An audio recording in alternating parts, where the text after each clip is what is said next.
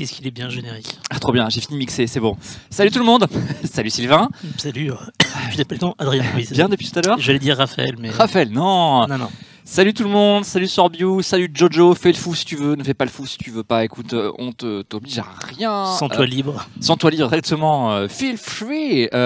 Elodel, bonsoir, hey, bonjour à tout le monde. Dufos, Fanny Dufos, salut. Sakoto, salut. Voilà, j'espère que tout le monde va bien, que vous êtes prêts pour 1h30 de discussion autour de l'Europe pour Et l'Europe, bordel. On va démarrer tout de suite. Ouais, je sais pas si vous étiez là pour la nuit américaine mardi dernier. On a fait 8 heures de direct, donc moi je suis encore un peu fatigué. Et ça nous a servi de crash test pour un aussi long plateau en direct, et d'ailleurs on laisse le plateau se reposer, c'est pour ça que je suis devant le fond vert aujourd'hui avec derrière moi le Parlement européen de Strasbourg et la très belle rivière de Lille juste au premier plan. Et effectivement au fou on va refaire 8 heures de direct aujourd'hui, n'est-ce pas Sylvain? On repart, hein?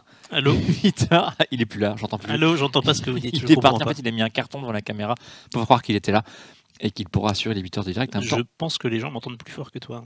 Ah, voilà, ça doit être mieux comme ça. C'est bon. Vous me dites si c'est bon pour vous? Pour moi c'est parfait, hein, Sylvain, tu es toujours parfait. Très bien, parfait.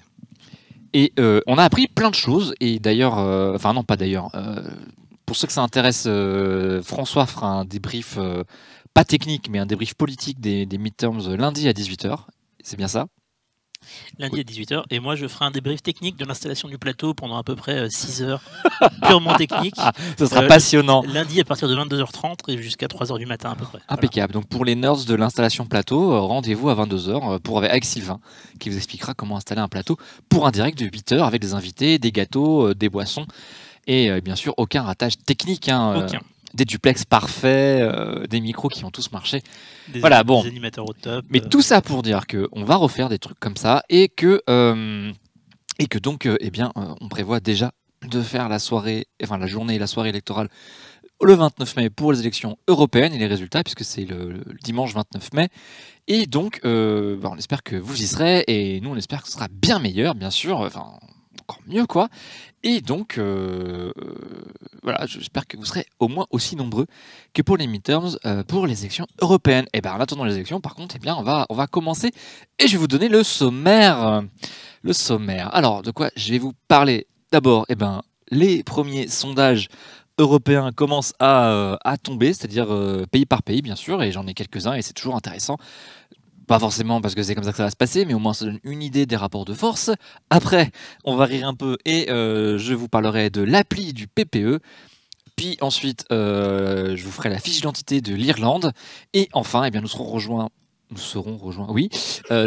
par Pierre du Taurillon qui viendra à mes côtés pour faire l'instant Taurillon et vous parler de... non, je ne vais pas vous dire de quoi vous parler. De trucs très sympas qui devraient vous intéresser. Parce que c'est toujours intéressant. Et alors avant ça, par contre, deux tremblements de terre, deux séismes qui vont redéfinir la vie politique française et européenne. Donc s'il vous plaît, accrochez-vous. Je tremble, merci. Sylvain, ça suffit. Ça suffit. C'est pour illustrer tes propos. Ah, oh, ok, on refait alors, j'étais pas prêt. Ouais, mais deux tremblements de terre, des séismes qui vont redéfinir la vie politique française et européenne. Voilà. Désolé. C'est pour Malaise TV. C'est la fatigue. Donc accrochez-vous bien. Et donc alors j'en ai peut-être touché un petit mot, pour ceux qui étaient là cet après-midi à Party Time, j'en ai touché un mot.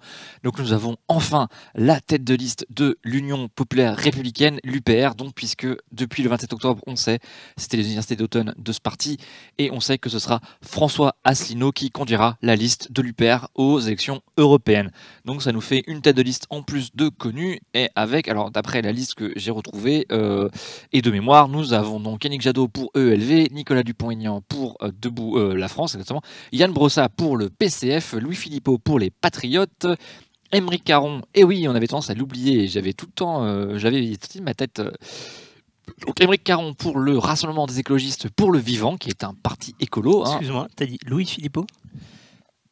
C'est qui? Non, je me trouvais de prénom. J'ai confondu Louis et Alliot. Florian Philippot. Florian Philippot. Florian Philippot, pardon, pour les Patriotes, Aymeric Caron pour le REV, donc le Rêve, le Rassemblement des écologistes pour le Vivant, Jean Lassalle pour Résistons, qui est le nom du petit parti qu'il a créé pour porter ses ambitions, et donc Asselineau pour l'UPR.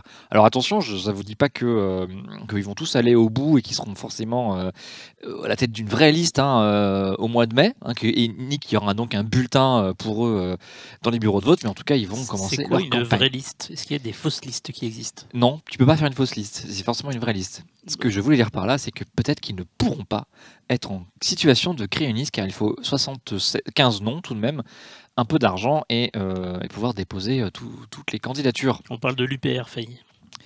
Non, on parle. Oui, enfin, ça suffit, c'est déjà fini. Et donc la deuxième secousse, et plop à toi aussi, Fanny.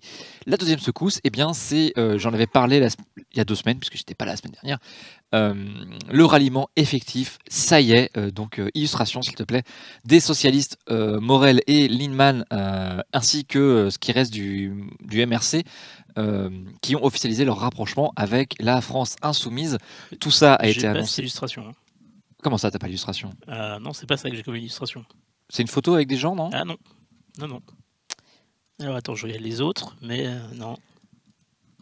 Attends, je l'ai mis à jour tout à l'heure.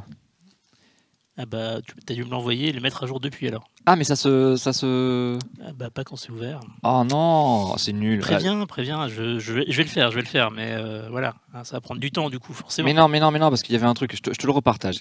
Donc, qui était dans une... c'est bon, je l'ai. Ah, t'as? Ok, super. Tout va bien alors. J'attends parce que c'est mieux sans la...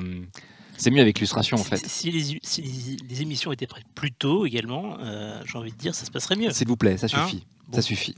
J'ai une dure journée. Voilà, merci. Donc tout ça annoncé dans une conférence de presse avec la meilleure mise en scène possible. Je vous laisse seul juge. Je vous ai mis les noms des gens. Il y a 2 personnes, je ne sais pas du tout qui c'est, et je vous avoue que j'ai eu la flemme d'enquêter. J'ai quand même enquêté pour savoir qui était Madame Coutard, et c'est la dame en rouge. Qui a son nom dessus en fait, donc vous voyez Morel qui est à la tribune, Marie-Noëlle Lindemann à sa droite, à sa gauche pardon, qui le regarde, donc un inconnu en costume noir, une femme derrière un peu cachée, Manuel Bompard derrière qui devrait être la tête de liste LFI, enfin c'est un des prétendants, Madame Coutard, j'ai oublié son prénom, Catherine Coutard qui est donc du MRC, et Martine Billard, une des dirigeantes de la France Insoumise, enfin du parti de gauche plutôt, et vous admirez qu'en fait ils ont fait ça, je sais pas où c'est, mais c'est dans un open space, il y a l'extincteur en bas à gauche là de la photo, un paperboard mis sur le côté, enfin bon, c'est super, moi j'aime beaucoup. On annonce c'est le siège de la France Insoumise à Paris, ça ressemble beaucoup à la pièce qui servait à la France Insoumise quand Jean-Luc Mélenchon a fait sa conférence de presse, la seule que j'ai vue au siège là-bas quand il a fait le jour des perquisitions avec Sophia Chikirou Ah oui, mais alors, ce qui est drôle, c'est que c'est une photo officielle, c'est sur le site. C'est-à-dire que c'est pas une photo c'est le site du parti de Morel et Lindemann après, qui s'appelle Après. Et c'est pas une photo prise par un tweetos anonyme qu'il a mise sur Twitter, quoi. C'est au siège de la fille. C'est le siège, oui. En fait, c'est après leur rendez-vous, en fait. Probablement. Et je vais vous le communiquer rapidement parce que, enfin bon, vous verrez à la fin. Donc Emmanuel Morel et Marie-Noëlle Lindemann pour Après, qui est le nom du parti, et Catherine Coutard pour le MRC, étaient invités pour une discussion politique au siège de la France Insoumise, donc c'est bien là qu'ils sont. Lors de la conférence de presse qui a suivi, ils ont fait état des convergences politiques qui existaient entre eux et de leur volonté de les approfondir. Plusieurs annonces ont été faites. Accrochez-vous, il y a encore du lourd là. Un engagement collectif pour les élections européennes sur une liste commune, donc ça y est, c'est officiel. La France Insoumise rassemble encore un peu, alors... Est-ce que ça fait du monde? Là, je ne me prononcerai pas parce que les MRC, c'est quand même pas grand monde et pas non plus beaucoup d'électeurs. On va être honnête. Ensuite, deuxième point, la participation à la création des comités d'appui pour les élections européennes le 14 novembre. Bon, bah oui, enfin, ça, super, c'était pour dire un truc de plus. C'est qu'ils vont faire campagne ensemble, surprise. Et enfin, le lancement le week-end du 24 et 25 novembre d'une campagne citoyenne contre la privatisation des barrages hydroélectriques. Donc là, c'est hyper précis. C'est donc, comme son nom l'indique, une campagne contre la privatisation des barrages hydroélectriques, parce qu'il y a un enjeu effectivement là-dessus, puisque EDF, la France va devoir va peut-être privatiser des barrages, ce qui effectivement pourrait poser certains problèmes. Donc, enfin, il conclut, l'élection européenne doit être l'occasion pour les Français de sanctionner la politique libérale d'Emmanuel Macron. Donc ça, c'est la ligne de la France Insoumise, c'est-à-dire que l'élection européenne sert à faire un référendum pour ou contre Macron, conforme aux orientations actuelles de l'Union européenne, et d'affirmer une alternative réelle grâce à une gauche populaire européenne au Parlement de Strasbourg. une large mobilisation s'impose et ces premières initiatives y concourent. Donc ce n'est que le début, camarades, hein. Le combat continue. Après, et le MRC, non, c'est un commentaire à moi, hein, c'est pas dans le ce n'est pas dans le communiqué. Et le communiqué se termine. Après, et le MRC poursuivront leur travail en parallèle pour la création du parti qui rassemblera la famille de gauche républicaine et portera comme stratégie l'idée d'un nouveau front populaire. Voilà, rien que ça, un nouveau front populaire. Blum revient. Ils sont devenus fous. Voilà. Make the Front Populaire great again. Make the Popular Front great again. C'est 1936 revisité. Voilà, ça c'était pour les 2 séismes. Ouais, j'avoue que j'ai du mal à évaluer l'impact électoral et politique du ralliement de ces 2 personnalités socialistes et du MRC. Nous les oublions pas, même si je pense que c'est égal à 0 à la France insoumise. Sûrement des militants et peut-être quelques électeurs, mais j'avoue que je suis assez dubitatif. Ça m'a l'air assez faiblard, mais peut-être, hein, qui sait. Et merci à toi pour ton resub via Prime, cher déclenteur. 3 mois d'affilée, c'est bien. Et salut à toi, Diswan. Bienvenue, installe-toi. On parle d'Europe et j'allais vous présenter les premiers sondages. Ça y est, ils arrivent, c'est très bien. Alors, hélas, pas de nouvelle enquête par contre pour Barcelone, hein, mais ne vous inquiétez pas, je vous tiendrai au courant, savoir si notre Manuel adoré monte ou descend dans les enquêtes d'opinion. Alors, je dis, je suis pas forcément fan de commenter les sondages par contre, hein, mais bon, ça permet de donner une idée de ce qui pourrait arriver. Et là, surtout, ce qui est bien, c'est qu'on va avoir des sondages pays par pays, parce qu'évidemment, un sondage pan-européen, ça n'aurait absolument aucun sens, puisque les partis sont différents, les clivages droite-gauche sont différents d'un pays à l'autre. Déjà, entre la France et l'Allemagne, qui sont 2 voisins quand même, c'est pas forcément exactement pareil. Mais alors, entre la France et les pays baltes, ou la Pologne, ou la Slovaquie, ou la Roumanie, ça n'a rien à voir. Donc, évidemment, c'est toujours bien de prendre les sondages et les pays, et les partis, pardon, pays par pays. Donc, on va pouvoir commencer, et j'espère que mes diapos sont dans le même ordre que ma présentation, parce que sinon, ça va être un peu difficile. S'il te plaît, merci. Ah bah, et bah voilà, c'est raté. Pays-Bas, ok, c'est pas grave. C'est moi qui vais me débrouiller. Oui, voilà, Fanny. J'aime pas les sondages, mais j'ai quand même vous en faire bouffer. Et ça me permettra en fait de présenter aussi les partis politiques et les groupes politiques des autres pays. Et vous verrez que d'ailleurs, il y a une très grande diversité déjà en nombre de partis, puisque là, les Pays-Bas, vous en avez 1, 2, 3, 4, 5, 6, 7, 8, 9, 10, 11, 12, 13 partis qui ont été sondés, et d'autres, ça se limitera à 5 ou 6. Oui, Sylvain. Je me permets de signaler que si vous souhaitez en savoir plus sur les sondages, sur leur interprétation, leur lecture, vous pouvez regarder à nouveau l'émission qui a eu lieu cet après-midi, qui s'appelait Party Time, présentée par un certain Adrien. Merci, c'était vachement intéressant d'ailleurs. Alors, je dirais pas jusque-là, mais voilà, il a dit des choses. Et excusez-moi. Et le replay sera disponible bientôt. Et évidemment, il est déjà disponible sur Twitch. Exactement. N'y allez pas tout de suite quand même, restez là s'il vous plaît. Alors les Pays-Bas. Donc oui, pour tous les sondages, en fait c'est relayé par un compte Twitter qui s'appelle Europe Elects. Ils ont un site, mais le compte Twitter est déjà vachement bien. Que je vous conseille de suivre. Hein. Moi, ça va devenir une de mes sources d'information également, qui fait un suivi des sondages et puis des différentes candidatures aux européennes de manière pan-européenne, et donc c'est bien pratique pour avoir une vue d'ensemble très rapide sur toutes les élections, parce que l'élection européenne, c'est certes l'élection d'un unique parlement, mais c'est surtout 27 élections nationales qui concourent à élire un unique parlement. C'est unique au monde tout simplement. Bonjour à toi, Tanxis. Alors les Pays-Bas, eh bien donc nous avons ce sondage qui a été fait entre le 28 octobre et le 3 novembre sur un échantillon de 3000 personnes. C'est quand même beaucoup. Et qu'est-ce qu'il nous dit? Eh bien que déjà, le vote est extrêmement divisé parce qu'il y a beaucoup de partis. Et nous avons donc le parti VVD. Je ne me risquerai pas à donner les noms complets des partis parce que ma prononciation du néerlandais est sûrement horrible. Déjà que je vais prononcer du néerlandais, du gaélique tout à l'heure, et que ça va être absolument affreux. Mais bon, on verra. C'est quoi ALDE, ENF, PP, ECA? Oui, j'y viens, Embuscade 2, pas de problème. C'était bien pour ça que je voulais présenter les sondages. Ça m'intéressait aussi d'expliquer les partis et surtout leur regroupement après par groupe parlementaire au niveau du Parlement européen. Donc pour les Pays-Bas, justement, le VVD, en fait, ses députés siègent au sein du groupe ALDE, qui est en fait l'alliance centriste et libérale qui est dirigé actuellement par Guy Verhofstadt, et que devrait rejoindre d'ailleurs justement En Marche aux prochaines élections. Donc normalement, les députés En Marche devraient siéger avec le groupe ALDE. C'est-à-dire que l'ambition de Macron de créer un nouveau groupe parlementaire a été revue à la baisse, et finalement ça va être juste ils vont juste rejoindre en fait le groupe existant centriste libéral au sein du Parlement européen. C'est effectivement plus simple de de rejoindre une force existante que d'en créer une autre à partir de rien. Hein. C'est normal. Hein. Ils auraient en plus risqué d'être un peu seuls et de faire siéger tous les députés En Marche chez les non-inscrits. Ça aurait été ballot quand même pour la crédibilité politique. Donc après, vous avez les centristes crédités de 16%, 13% pour le PVV qui est un parti d'extrême droite qui siège à l'ENF. Alors zut, là j'ai un trou de mémoire parce que c'est l'Europe des nations et des libertés, voilà, merci. Ensuite, GLG, ce sont les...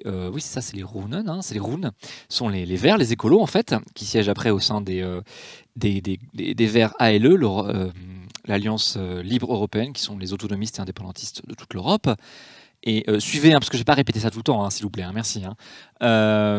Après, vous avez un autre parti, la D66, qui siège également au sein de la LDE, en fait, lui de 7%. L'équivalent de LR qui siège au sein du Parti populaire européen, le PPP, donc le CDA, qui lui n'est crédité que de 7%. Et c'est à peu près tout. Après, les autres partis, je vous avoue que je ne les connais pas.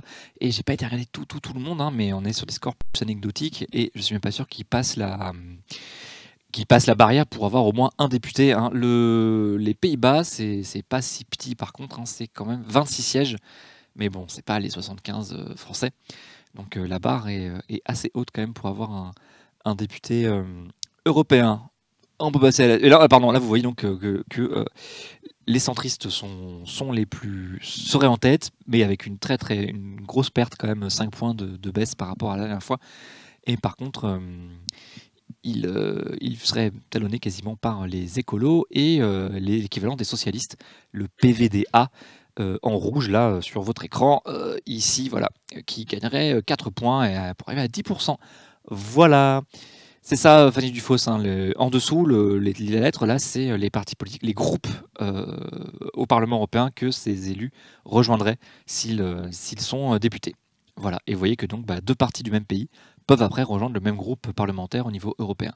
Il n'y a pas trop d'exemples en France. Si le MoDem et l'UDI actuellement, mais ça devrait se clarifier la prochaine fois. Ça devrait changer la prochaine fois. Ouais. Je vous ai partagé dans le chat le lien du compte Twitter. Voilà. Il faut que je parle plus longtemps parce que tu as vraiment très bien, excuse-moi. Vas-y. Non, c'est bon, j'ai fini. Eh ben, vas-y, tu peux passer la slide suivante, s'il te plaît. Voilà, là, c'est l'Espagne. Ok, c'est génial, j'espère que j'ai oublié la Tchéquie. Ah bah non, mais la Tchéquie, je l'ai pas parce qu'il n'y avait pas il n'y avait pas de dessin. Voilà, c'est pour ça. Et ben la Tchéquie, par contre, sachez qu'il y a quand même une petite particularité, c'est que donc le parti ANO qui est à la LDE serait en tête à 27%, et en deuxième position, et là c'est à mon avis unique en Europe, hein, les Pirates, qui eux après rejoindraient, s'ils font comme leurs camarades suédois et allemands, le groupe des Verts au Parlement européen, ferait 16%. 16%. Les Pirates en Tchéquie sont très forts actuellement. Ils ont remporté la mairie de Prague, hein, c'est la capitale quand même. Donc c'est pas rien. Donc là, c'est à surveiller de près parce que ça serait assez unique pour le coup. Et c'est assez drôle à regarder. Voilà, si les Pirates seraient une expérience en Tchéquie qui serait équivalente à celle que les Pirates ont pu avoir en Islande, mais dans un pays quand même un peu plus gros que l'Islande, hein, qui est tout petit quand même, faut être honnête. Et alors que là, quand même, la Tchéquie, c'est plusieurs millions d'habitants, c'est 21 sièges au Parlement européen, donc avec 16%, ça ferait beaucoup de pirates au Parlement européen. C'est pour ça d'ailleurs que je voulais absolument parler de la Tchéquie, même s'il n'y a pas de dessin, c'était pour vous dire que les pirates étaient crédités de 16%. Et ça me paraît beaucoup. Donc l'Espagne, vous voyez, il y a déjà beaucoup moins de partis, hein, la vie politique est moins éclatée en Espagne. Avec un système la proportionnelle, mais bon, c'est l'histoire du pays. Donc là, vous voyez que le PP, donc le Partido Popular, est en nette baisse et serait dépassé par le Parti socialiste, qui donc ferait 25%, et le parti, enfin Podemos, quoi, UP, c'est l'Union, je sais plus, enfin bref, pas Podemos, qui rejoindrait le groupe de la gauche unie européenne, l'équivalent, enfin là où il y a le PCF français par exemple, ferait 16%, donc c'est assez bien. Et en fait, en deuxième position, nous aurions Ciudadanos, qui est l'équivalent de En Marche, et qui aurait donc pas mal de députés. Et après, dans les parties plus anecdotiques, vous avez les Verts qui feraient que 3%, donc je suis même pas sûr qu'ils auraient un député, peut-être un. Et après, les indépendantistes de Catalogne, qui rejoindraient la L2, eux aussi, de manière assez bizarre quand même. Et Vox, le parti d'extrême droite, dont j'ai déjà parlé dans cette émission, qui passerait d'un score rikiki et ridicule à 4,3%, donc quand même 4 points de plus. Ce serait la première fois depuis longtemps que l'extrême droite hors Parti populaire, parce qu'il y a quand même des gens d'extrême droite au Parti populaire, mais bon, ils sont quand même bridés par la droite plus centriste, quoi. Mais bon, la vraie extrême droite avec un parti ferait 4,3%, donc aurait un ou deux députés espagnols qui pourraient rejoindre un des groupes d'extrême droite au niveau européen, lequel, eh ben ça, je sais pas encore, et donc ce serait une première en Espagne avec un score d'extrême droite comme ça, un parti anti-islam, identitaire, etc. En Espagne. Voilà, à suivre de près donc l'évolution du score de Vox. Est-ce que je peux me permettre une remarque? Bien sûr, comme ça je pourrais boire, vas-y. Alors, j'ai pas complètement écouté ce que tu disais sur le score du Parti Pirate en Tchéquie. Je voulais juste rappeler que le prochain maire de Prague, c'est un membre du Parti Pirate. Eh bien, merci, car je l'avais dit. D'accord, je suis bien fait de pas l'écouter du coup. C'est ça. J'avais dit qu'effectivement le nouveau maire de Prague était pirate. Je sais pas que c'était pas encore fait, mais j'ai vu qu'ils avaient gagné. Mais... Et je tiens aussi à remercier le Variant Relou qui fait la promotion d'autres lives. C'est ce que j'allais dire. Dans le chat de notre live. C'est sympa. C'est sympa. Merci beaucoup. Merci beaucoup. Exactement. Donc faut dire à Thinkerview d'arrêter de faire des émissions quand on en fait. Hein. Merci. Voilà. S'il vous plaît. Alors passons au pays suivant. Normalement c'est la Suède. Hein. Oh yeah, Sweden en anglais, parce que Europe Elect, c'est en anglais, bien sûr. Hein. Bon, et là, la Suède, c'est la Suède, quoi. Hein. Donc, en fait, nos amis socialistes seraient en tête largement, avec presque 30%. Le Parti populaire, 19%. Des centristes, en fait, feraient aussi 19%.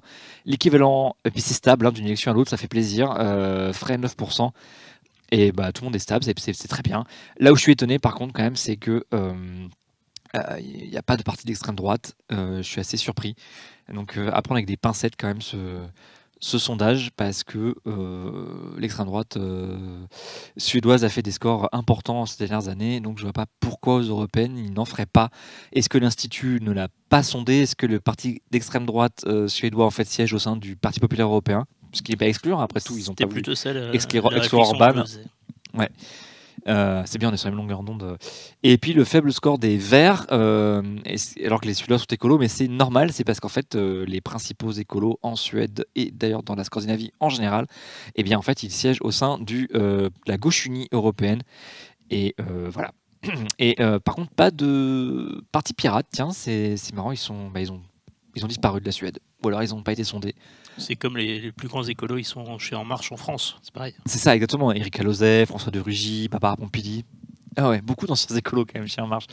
Voilà, ça c'est pour la Suède. Donc vous voyez, hein, ce qui est bien, c'est qu'on retrouve les différents groupes politiques européens.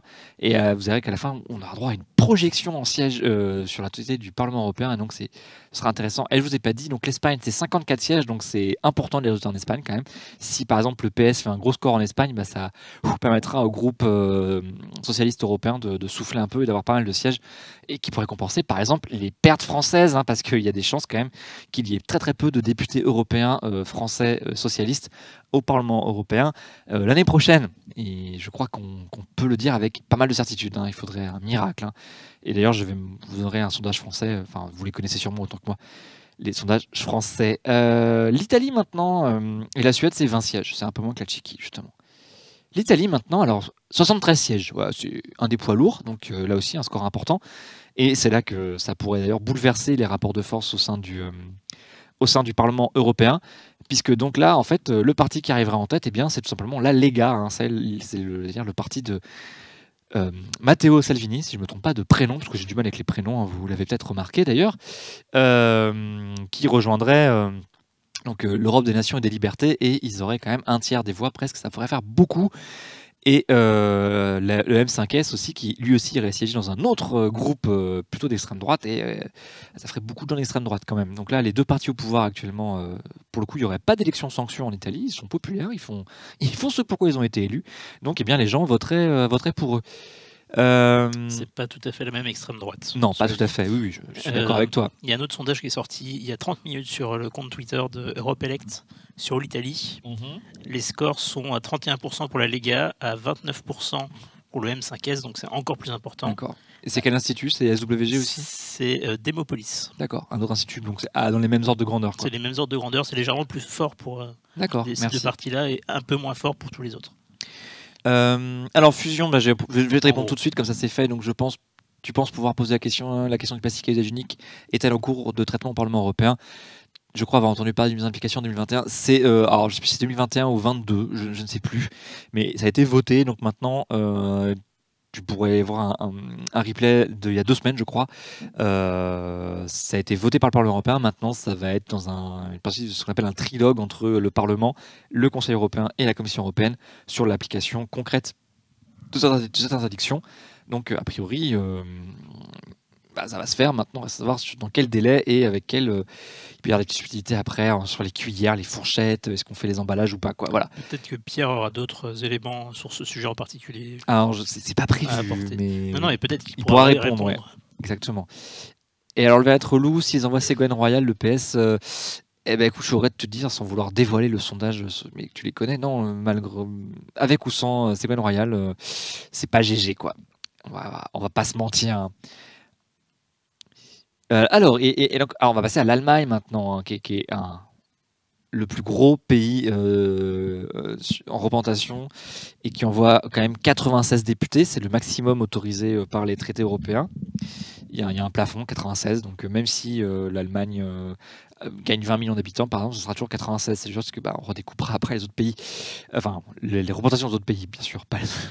C'est pas des circonscriptions. Et là, donc, par contre, on constate évidemment la perte des deux pays, des deux parties de la grosse coalition, la grande coalition, c'est-à-dire la CDU-CSU et le SPD, puisque ils perdent beaucoup de points. Là, vous voyez, passer de 32 à 24 et de 20 à 13, tandis que l'AfD, qui est l'extrême droite, gagnerait pas mal de points et passerait à 16%. Le FDP tournerait toujours autour des 10%, donc eux, c'est les libéraux en fait, et ils iraient grossir les rangs de la LDE. Tandis que Die Linke, toujours 10%, 11%, pardon, et les gros gagnants en fait de cette élection, ça pourrait être les Verts, les Grünen, qui feraient 19%. Et donc, actuellement, ils gagnent beaucoup de points, en tout cas pour l'instant, dans les sondages, mais ils ont confirmé ça dans les urnes en Hesse et en Bavière, donc après tout, il n'y a rien qui s'oppose à une réussite électorale aux européennes, et donc ils pourraient envoyer beaucoup de députés allemands au Parlement européen, qui donc grossirait le groupe des Verts, en tout cas leur poids respectif, et ça renforcerait d'ailleurs justement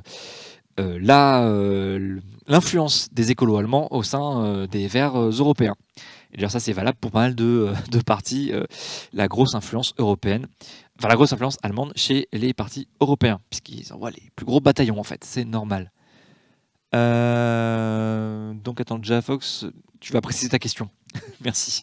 C'est quoi cette histoire avec Ségolène Royal après en Tunis? Alors non, John Dafox, on ne sait pas. On parle de la France au moment où je parle de la France, voilà, j'y reviendrai pour la France. Voilà.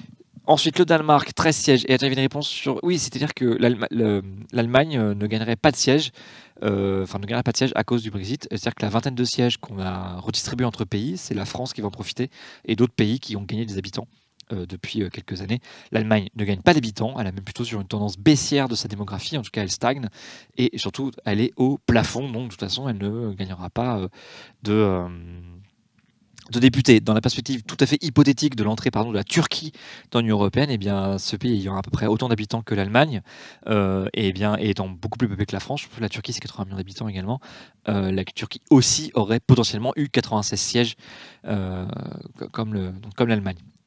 C'est une hypothèse, c'est juste pour le dire. Voilà.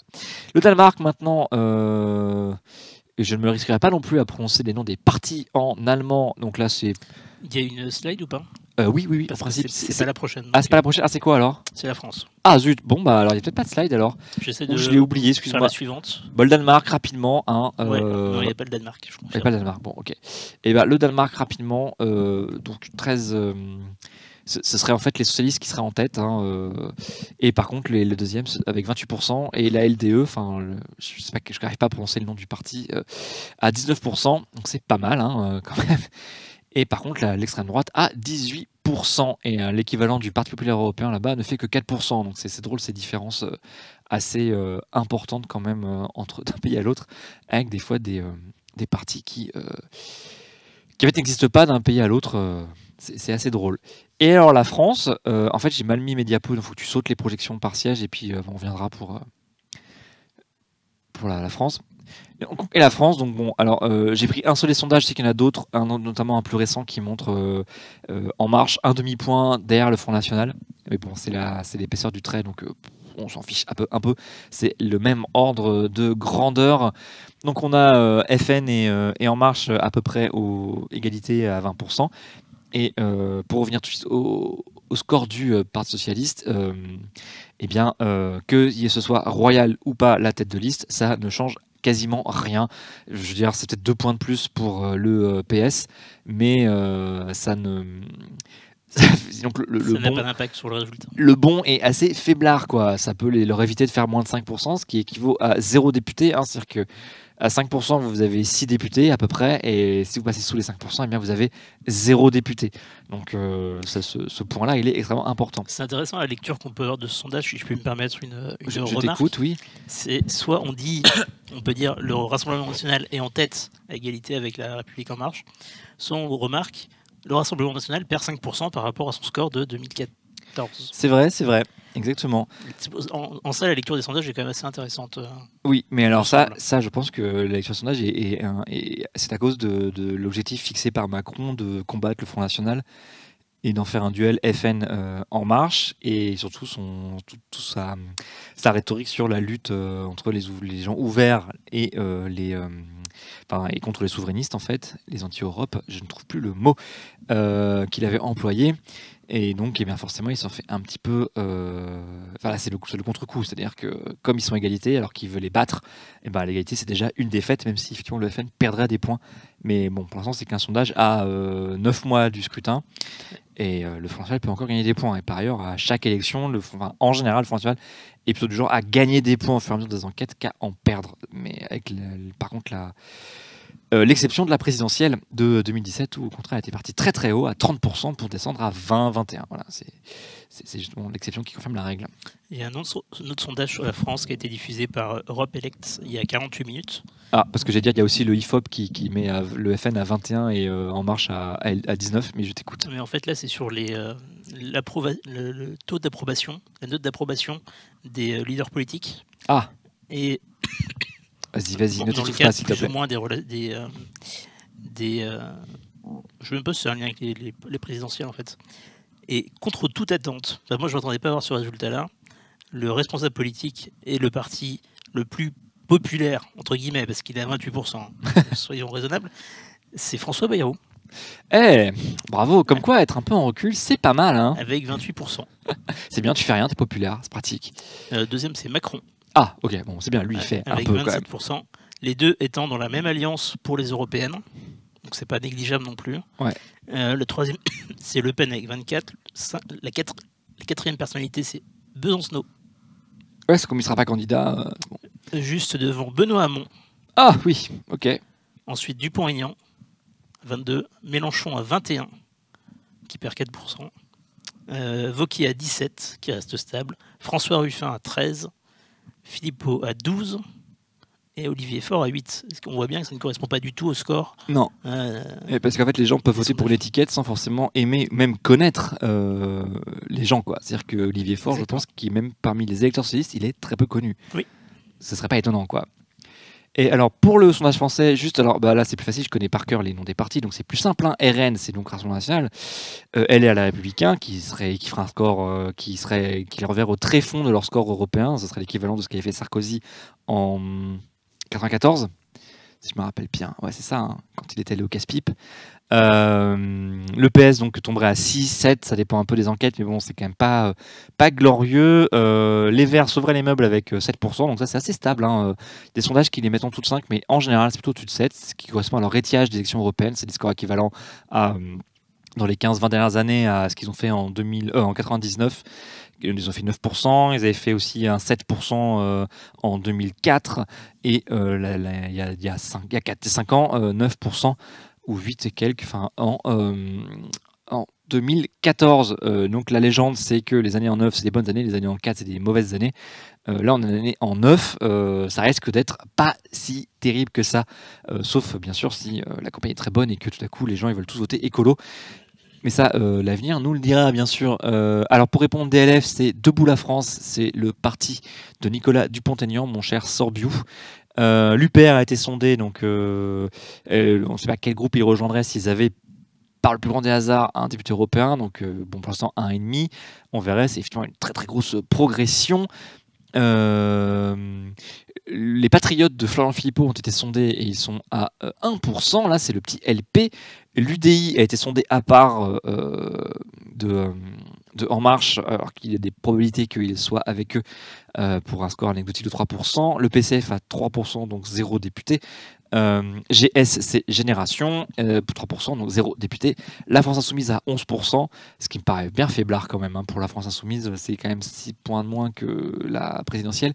Et 20% pour En Marche, donc, ou 19% selon l'IFOP qui est parti un peu après. En fait, tout cas, c'est dans ces ordres de grandeur-là. Oui. L'UDI hésite entre rejoindre LREM et rejoindre LR. C'est ça. Et mais ça changerait des choses au niveau du groupe parlementaire européen. Oui. C'est pas le même groupe. Exactement. Et alors, je suis aussi d'accord avec toi, Fanny Dufosse. La présentation de ce sondage est bizarre. Repelec a fait un choix un peu particulier de mettre les deux pays, les deux en tête aux extrêmes, sans que ce soit un classement non plus politique. Enfin, bon, ça n'a ni queue ni tête. Ça fait une espèce de vallée, quoi. Peut-être qu'ils se sont dit ça fera joli. Enfin, pourquoi pas, hein. L'important c'est qu'on s'y retrouve. Mais bon, en général, on est plutôt dans l'ordre décroissant, avec les plus hauts à gauche et les plus bas à droite. Mais bon, écoutez, hein, ça c'est la vie, quoi. C'est la vie. Peut-être qu'ils connaissent pas très très bien non plus la vie politique française et qui les mettent au petit bonheur. Mais bon, avec les classements européens, quand même, ça devrait les aider. Je sais pas. Il faudra que je leur demande. Tiens, je leur écrirai à l'occasion, tout simplement. Ou alors, non, mais c'est même pas l'ordre des prochaines élections. C'est bizarre. Et alors, sinon, on a aussi une projection au niveau du Parlement européen. Figurez-vous, car ils font ça bien. Juste avant. Oui. Il y a un autre sondage sur la Hongrie que je trouve assez intéressant. Ah, mais ça, je ne les avais pas vus. Il est sorti très récemment aussi sur le compte Twitter. Je vais vous repartager le lien du compte Twitter qui est plein d'informations. Le Fidesz, le parti de Viktor Orban en Hongrie, gagnerait 6% par rapport au précédent scrutin. Donc ça veut dire que son soutien est quand même très fort dans l'opinion publique en Hongrie, malgré l'opinion de l'Union européenne sur sa politique en Hongrie. Il faut dire qu'il a aussi tué l'opposition. Donc ça doit aider aussi. Je te laisse mettre de tes propos. Tout à fait. Merci. Merci bien, Sylvain. Vous êtes bien urbain. C'est un plaisir. Alors, on a donc des instituts nous ont fait des projections pour le futur Parlement européen. Alors évidemment, c'est à prendre avec d'énormes pincettes, hein, parce que on est loin des élections, tous les pays ne sont pas sondés, et après, évidemment, les projections peuvent changer du tout, parce que si vous projetez un parti à 4%, donc c'est-à-dire 0 député, mais qu'il se retrouve à faire 5,5 le soir des élections, et bien il aura des députés, donc ça bouleverse quand même le nombre d'élus à chaque fois. Et sur un petit groupe qui passerait de 40 à 45, ça peut compter, quoi. Donc c'est à prendre avec d'énormes pincettes. Toutefois, au niveau des rapports de force, d'après ce qui se dessine en fait, hein, après la projection qu'on date d'octobre, hein, visiblement Europlex va nous en fournir une tous les mois, en tout cas, peut-être après ce sera toutes les semaines à la fin des élections, allez savoir. En fait, ce qui se dessine, c'est que le groupe ALDE ne gagnerait pas du tout de députés, donc c'est au contraire, donc ça ferait pas les affaires de Macron, quoi. Donc malgré des pertes assez sévères, en fait, le Parti populaire européen demeurerait le plus gros groupe en fait du Parlement européen. Et juste devant un groupe socialiste bien aussi, lui aussi très affaibli, mais qui resterait le deuxième groupe. Tu parles bien de ce qu'on a à l'écran là? Alors c'est ce qu'on a à l'écran en fait. Donc là vous avez la projection. Parce que ALDE fait plus 50%. Non, alors. Je crois pas. Attends, comment ça? ALDE passe de 67 à 98. Plus 31 sièges. C'est-à-dire plus 50%. Ouais, c'est bizarre parce qu'en fait, dans la projection que tu vois au-dessus de ma tête, là, c'est le Parlement actuel. Oui. Et en fait, le groupe est plus petit. Ah bah oui, je dis n'importe quoi. Non, tu dis n'importe quoi. Eh ben oui, non, je dis n'importe quoi. Désolé, j'ai fait un contresens total. Non, ok. Donc il y aurait un gain pour la LDE, autant pour moi, je me suis trompé. Voilà, mais bon, qui aurait une centaine de députés. Voilà, exactement. Bon, ça, de toute façon, c'est pas le but. Hein. Ils sont conscients de ça quand même. Et par contre, des pertes sévères pour les socialistes, qui donc seraient talonnés en fait par la LDE justement, qui pourrait en fait, si la tendance peut continuer comme ça et être le deuxième groupe, mais bon, c'est pas. Et par contre, l'inconnu est sur les groupes d'extrême droite. Est-ce que d'ailleurs ils arriveront à en faire un seul, ce qui pourrait en faire une très très grosse force politique au sein du Parlement européen. Voilà, ça c'est surtout. Moi, je pense que c'est surtout ça qu'il faut regarder. Et un truc assez drôle, c'est que le SED et le PPE qui chutent. C'est ça, c'est les historiques. Hein, finalement c'est les fondateurs de l'Union européenne qui sont en crise, quoi. La social-démocratie européenne est en crise, le centre-droit aussi finalement.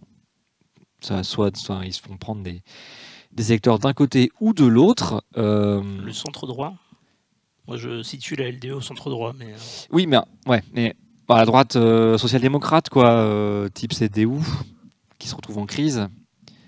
Oui. Par des partis et comme elle est en crise, parfois pas mal quand même de c'est difficile de droite. Selon les partis. Oui, en plus selon les pays, ouais, exactement. Mais c'est c'est-à-dire que Wauquiez l'orne vers le FN, l'extrême droite, et c'est pas le seul à le faire au niveau de l'Europe quand même. Au niveau du Parlement européen. Exactement. Et le fait que le PPE soit vachement sympa avec Orban montre aussi cette hésitation entre se centrer ou aller plutôt sur des positions plus d'extrême droite pour faire la chasse aux électeurs. Sachant, est-ce que ça marche ou pas? Moi, j'ai tendance à penser que ça marche pas très bien, mais bon. Est-ce que ça a un lien avec l'immigration, la crise? Oui, il y a des pays où effectivement c'est tout à fait lié avec l'immigration. En Allemagne, la chute de la CDU au profit de l'extrême droite, l'AfD, est sûrement liée en fait avec l'accueil des migrants par Merkel, et aussi une crise. C'est-à-dire que. Pardon, je suis perturbé, il y a Pierre qui arrive dans le studio. Il est déjà 19h12, oh là là. Oh là là là là. Eh bien écoutez, voilà. On va arrêter là pour les projections et je vais vous parler maintenant. Donc, ce qu'il faut retenir, c'est qu'on s'oriente vers un Parlement européen avec un groupe de la droite, Parti populaire européen, beaucoup plus faible, mais toujours majoritaire, relativement. Et donc, ça veut dire un président de Commission européenne du PPE. Et un groupe socialiste très affaibli, mais toujours deuxième, une petite augmentation des centristes libéraux, et surtout une augmentation très importante de l'extrême droite. Et un peu de l'extrême gauche, mais dans une moindre mesure. J'insiste sur c'est pas une petite augmentation quand on gagne 50% de sièges en plus. Oui, d'accord, mais c'est qu'une trentaine alors. Bon, mais il fait rien qu'à me contredire ce soir. C'est pas possible. Non, mais après, si tu sais pas gérer les statistiques, les chiffres, ça. C'est pas et pourtant, j'ai vu un truc sur les sondages tout à l'heure. Hein. Ouais. Alors, vous savez que la campagne a commencé. Non, vous savez pas? C'est ballot. Et alors, pour vous convaincre de voter pour eux, les eurodéputés du PPE, ils ont lancé une application. Ouais. Je vous la montre là. Attendez. Voilà, c'est l'application. Là, tac. Voilà, l'application du PPE. Voilà, je ne sais pas si vous avez entendu parler du solutionnisme technologique. Hein, there's an app for this, quoi. Il y a un problème, une appli. Et ben là, c'est pareil. Pour vous convaincre de voter pour eux, et ben le PPE, ils ont sorti une application. Alors, je vais vous la montrer parce que, en fait, comme vous avez vu, je l'ai installée. Hein, je suis un gros geek comme d'hab. Et autant vous prévenir tout de suite, l'intérêt, il est très limité. En fait, je vous en parle comme d'un contre-exemple de dépenses de ressources pour faire de la politique et de la communication politique.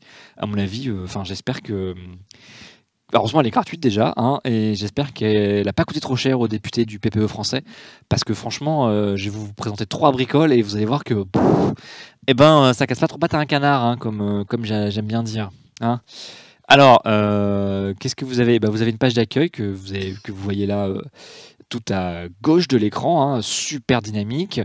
Et en fait, depuis là, vous pouvez accéder au communiqué de presse, hein, ainsi qu'au une rubrique qui s'appelle En plénière. Et alors cette rubrique, en fait, elle regroupe les citations des élus au sein de l'hémicycle et l'agenda. L'agenda, il est passionnant, vous voyez, attendez, voilà, il est au milieu, là, voilà. Tac, et il est passionnant. En fait, ça vous donne juste les dates des conseils et des commissions auxquelles assistent les députés européens du PPE français. Donc c'est génial. Franchement, moi j'ai passé des heures à regarder où ils vont, quand.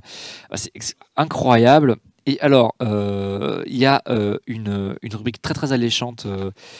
Voilà, évidemment, ça en bas à droite de la page d'accueil avec une petite horloge qui s'appelle Temps fort. Et bien, si vous cliquez dessus, attention, slide suivante, s'il te plaît. Et là, vous tombez sur des super écrans. Donc là, vous arrivez sur un bel écran là tout à gauche qui vous présente semaine par semaine. Donc déjà, bon, ok, super. Semaine du 5 au 9 novembre, semaine du 22 au 26 octobre, semaine du 15 au 19 octobre. Voilà, c'est génial. Et là, quand vous cliquez sur les semaines, eh bien, vous êtes invité à cliquer sur un PDF. Comme vous voyez juste derrière moi, donc là c'est super adapté au mobile. Quand je vous disais que j'espère qu'elle n'allait pas coûter trop cher au PPE, franchement, programmer un lecteur embarqué de PDF en application, franchement, ça valait le coup. Je pense qu'on peut dire qu'on est sur de l'UX Design 2018. Exactement, là je crois qu'ils ont vraiment fait ce qu'il fallait.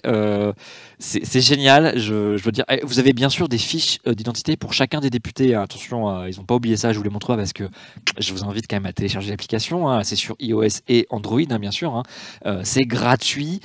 Et ça fera plaisir au PPE, parce qu'on fera un peu leurs statistiques. Il ne manquerait plus que ce soit payant en plus. Ça, t'imagines. Donc c'est un outil de campagne. Alors je crois que j'ai désactivé les push, mais j'imagine peut-être qu'on a un push par temps fort. Ouh là là, pour ne pas rater quoi que ce soit. Donc c'est absolument, c'est du délire. Je veux dire que je trouve ça assez peu adapté au mobile. Et bon voilà, c'était juste pour vous en parler parce que ça m'a fait rire quand j'ai vu ça. Sur le fait que c'est peu adapté aux citoyens. De toute façon aussi, oui, j'avoue, je vois pas trop l'intérêt. Mais à savoir qu'ils ont payé des demi-pages dans des quotidiens pour faire la promotion de cette application, quoi. Donc je sais pas si vous vous rendez compte, une page avec un QR code dans Le Monde pour télécharger l'application du PPE. Voilà, bon c'est super, ils font campagne, ils sont à fond, c'est génial. Et là, je vais vous faire l'histoire de l'Irlande en 5 minutes avant d'accueillir Pierre, parce qu'on a manqué de temps et j'étais trop long sur les sondages, mais c'était sûr. Alors, comme chaque semaine. Calme-toi, respire, ça se passera bien. Comme chaque semaine, oui, Dobaï, t'as raison, ils en auront pour au moins une vingtaine de milliers d'euros. C'est un peu les tarifs, s'ils ne sont pas trop posés de questions, effectivement, c'est du pur délire, quoi. J'imagine que c'était. Ils ont voulu faire une appli et puis après, ils ne se sont pas trop posé la question. Ils doivent être bien contents d'avoir le logo sur leur téléphone. Alors, l'Irlande. Donc, rapidement, pour que Pierre, après, ait le temps quand même aussi de parler de ces sujets. Et on sait que c'est toujours trop long quand Pierre parle. Exactement. Alors, j'attends la slide suivante, s'il te plaît, puisque voilà, fiche d'identité de l'Irlande, donc qui est une république, capitale à Dublin. Ils ont une population même pas de 5 millions d'habitants, en fait, et donc finalement, ils n'envoient que 11 députés au Parlement européen. Leur chef d'État, c'est un indépendant. Bon, c'est le président, il n'a pas la même importance qu'en France, donc il est plus consensuel. Et le gouvernement est à majorité du Fine Gael. Et je vais maltraiter tous les noms gaéliques. Vous allez voir, vous êtes prévenus. Et oui, Pierre, je suis à la bourre, mais rassure-toi, je vais essayer de pas trop maltraiter l'Irlande parce que c'est un pays que j'aime bien. Donc l'Irlande, alors je vais pas vous faire toute l'histoire de l'Irlande parce qu'il y a des chaînes YouTube pour ça. Si vous voulez l'histoire de l'Irlande ou l'histoire en général, vous allez chez Nota Bene ou chez Dave Sheik. Salut, c'était bien mardi. Et vous aurez de l'histoire. Donc c'est un petit territoire d'Europe coupé en deux par l'histoire. Et justement, c'est l'histoire récente et je vais vous en parler rapidement. Donc c'est une colonie britannique c'était une colonie britannique pendant 8 siècles. Donc de la fin du XIIe jusqu'au début du XXe. Et les différences religieuses entre les protestants et catholiques n'ont rien arrangé. En 1541, Henri VIII il a pris le titre de roi d'Irlande et la colonisation par confiscation des terres a commencé à se développer. Voilà, les gens ils arrivaient, comme les Américains ont fait en Amérique du Nord, ils ont pris des terres aux gens qui étaient là, mais c'est pas grave.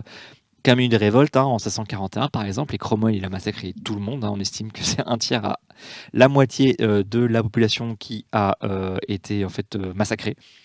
Selon les sources, et donc ils étaient très anti-catholiques. Cromwell c'était un protestant assez extrémiste, on peut le dire, et donc après il y a eu d'autres lois pour soumettre encore plus l'Irlande à l'autorité anglaise. Donc d'autres terres ont été confisquées et à des colons qui venaient d'Écosse ou d'Angleterre. C'est selon, donc là aussi ça permet de faire de bonnes relations entre les deux îles. Hein. Donc après Cromwell, c'est de pire en pire pour la situation irlandaise par rapport à l'Angleterre. En fait, chaque révolte est écrasée dans le sang, des lois anticatholiques sont votées, les Irlandais n'ont pas le droit d'écrire leur langue ni d'être propriétaires. Ça c'est simple, voilà. Vous mettez en servage tout un peuple. Donc on comprend mieux pourquoi au cours du 19e siècle, il y a eu une émigration massive vers l'Amérique. Donc couplé à la grande famine qui a eu lieu au XIXe siècle, une grande famine due non seulement aux problèmes météorologiques et à l'épidémie du mildiou sur les pommes de terre, mais aussi parce que simplement les récoltes continuaient à partir en Angleterre. Ils n'ont pas du tout réduit les exportations, donc, les gens en fait crevaient de faim et les bateaux partaient pleins de nourriture vers les côtes anglaises. Donc l'île a perdu à ce siècle-là en fait 25% de sa population. Je ne sais pas si vous vous rendez compte. Je veux dire, si la France perd aujourd'hui 25% de sa population, un quart en quelques décennies, enfin voilà, faites le calcul, vous vous rendez compte un peu du nombre de la perte d'énergie et de force tout simplement de la population. Donc bon, ces conditions extrêmes ont quand même conduit le mouvement indépendantiste à prendre de l'importance et à la fin du 19e siècle, la couronne a quand même donné une relative autonomie à l'île avant, je simplifie à outrance, je vous ai prévenu, avant l'indépendance qui sera acquise dans le sang, notamment de la Première Guerre mondiale. Donc voilà, c'est en 1921, il y a le traité de Londres qui est l'aboutissement de négociations entre des nationalistes irlandais et le gouvernement britannique. Mais par contre, l'île est amputée de 2/3 de l'Ulster. Voilà, puisque c'était une région très développée et l'Angleterre a cherché à la garder apparemment. Voilà, tout simplement. Et je vais en rester là pour l'histoire. Donc, quand même, vous parlez des accords de Vendredi Saint, dont Pierre avait beaucoup parlé il y a 2 semaines, notamment pour faire la promotion du rôle de l'Union européenne à l'époque et de danger avec le Brexit en fait, qui pourrait rétablir cette frontière. Donc l'accord du Vendredi Saint, donc en anglais c'est The Good Friday Agreement, en irlandais je le dirai pas, ça s'écrit comme Noatu Oine Ainkesta, j'ai sûrement tout faux.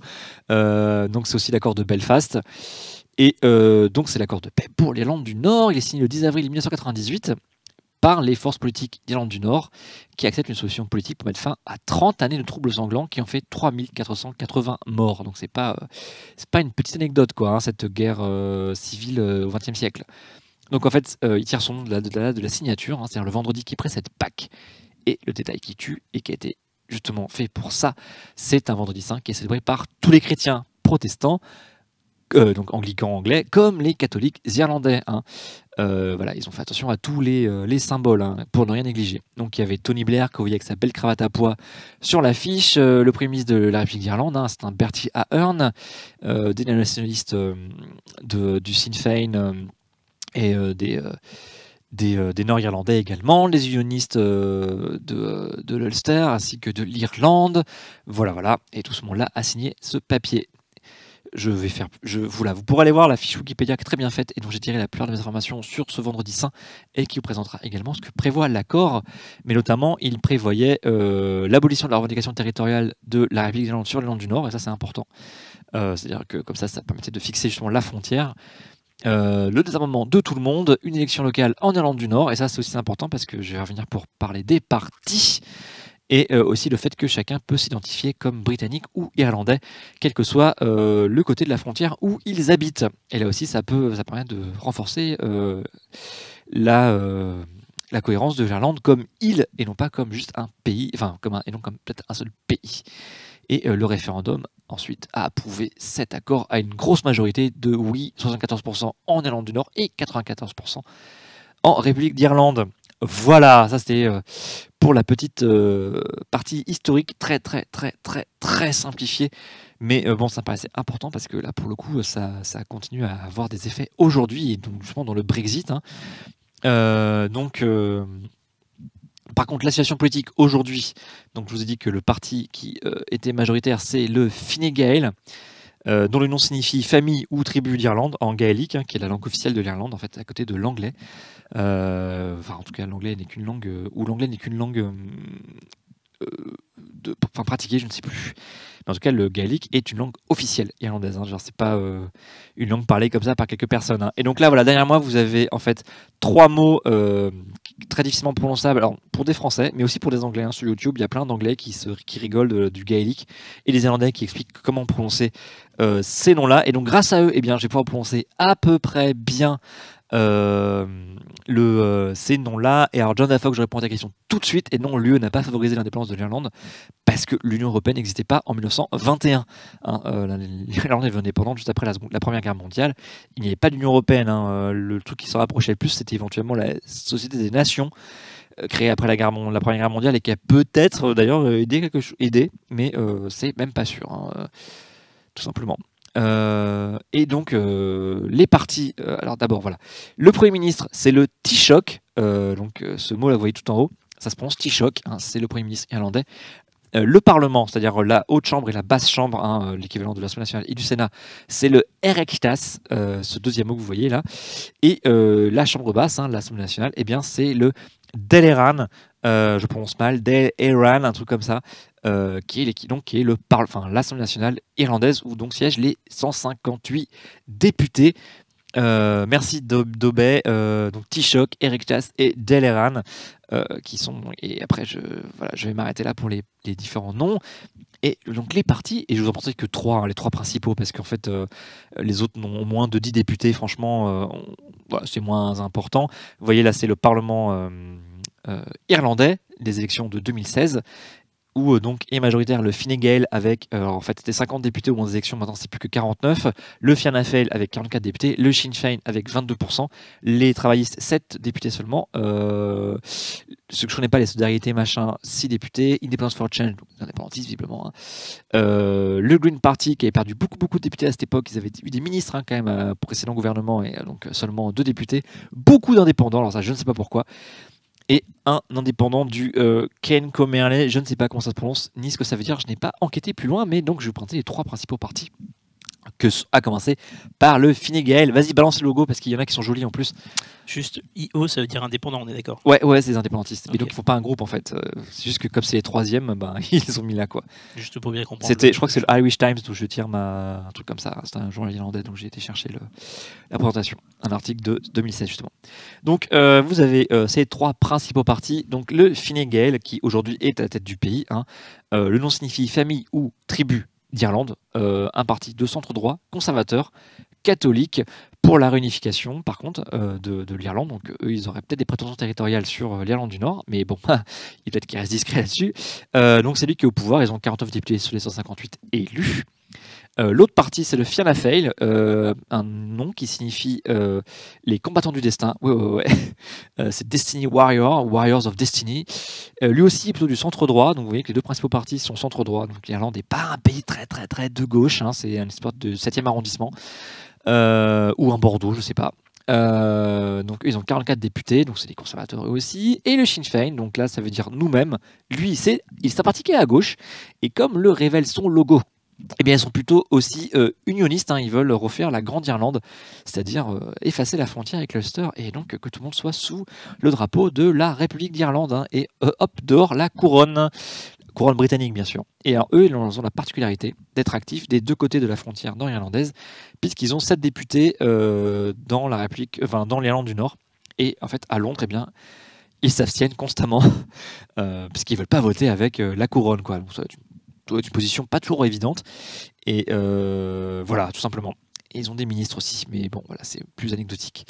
Donc c'est un pays, comme j'ai dit, avec 2 partis principaux au centre droit, donc on pourrait s'attendre à un pays très conservateur, mais ça ne n'empêche pas, pour finir quand même sur un petit point politique récent, l'avortement, d'avoir été légalisé par un référendum qui a vu le oui l'emporter à 66% le 25 mai dernier. Donc 2/3 quand même des Irlandais qui ont voté pour légaliser l'avortement. Donc c'est quand même un progrès énorme. Hein. Ce pays revient très loin sur l'avortement et aussi la condition des femmes. Hein. Si vous avez du temps au cinéma, pour voir un film, vous pouvez regarder. C'est Magdalena Sisters, un très beau film, très triste et très dur, sur ce qu'on faisait des filles mères et qu'on mettait au couvent et dont on sait qu'on séparait des enfants. Voilà, c'était super. Mais bon, donc voilà, aujourd'hui en 2018, l'Irlande a voté à 66% pour légaliser l'avortement. Et alors tous les partis étaient pour, hein, les travaillistes, les Verts, les communistes, les Sinn Féin, sauf le Fine Gael et le Fianna Fáil qui courageusement s'étaient déclarés neutres et avaient dit non mais nous, voilà, on laisse les gens décider. Alors que l'Église par contre, elle, avait dit que non, il fallait bien voter. Elle est finie, puisque les gens se sont dit, bah écoutez, non, nous, on va voter pour l'avortement. Ça va bien 5 minutes, les bêtises. Voilà. Et eh bien, j'ai fini, il est l'ennemi, et bien, et nous allons pouvoir passer une demi-heure de folie avec Pierre, pour l'instant, Taurillon. Est-ce qu'on balance un petit générique pour remettre les chaises et que ça se fasse comme au théâtre, on voit pas les coulisses? Tout à fait. Pierre me rejoint dans 2 minutes. À tout de suite.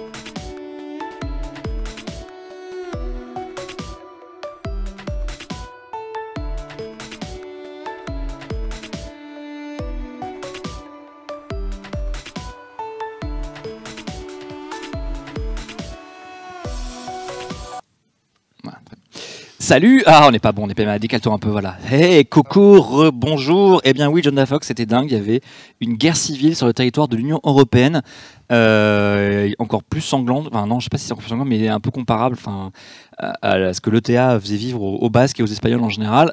Même si effectivement c'était plus un conflit armé entre forces qu'un groupe terroriste contre un État. Enfin, si tu me corriges si je me trompe, mais ils ont quand même envoyé l'armée, des unités spéciales d'infanterie légère qui patrouillaient quotidiennement avec des blindés, quoi. Ouais, il y avait des blindés. Enfin, j'ai vu des photos des blindés qui patrouillaient dans les rues, quoi, comme dans un pays occupé. Enfin, exactement, ça se tirait dessus tous les jours. C'est ça.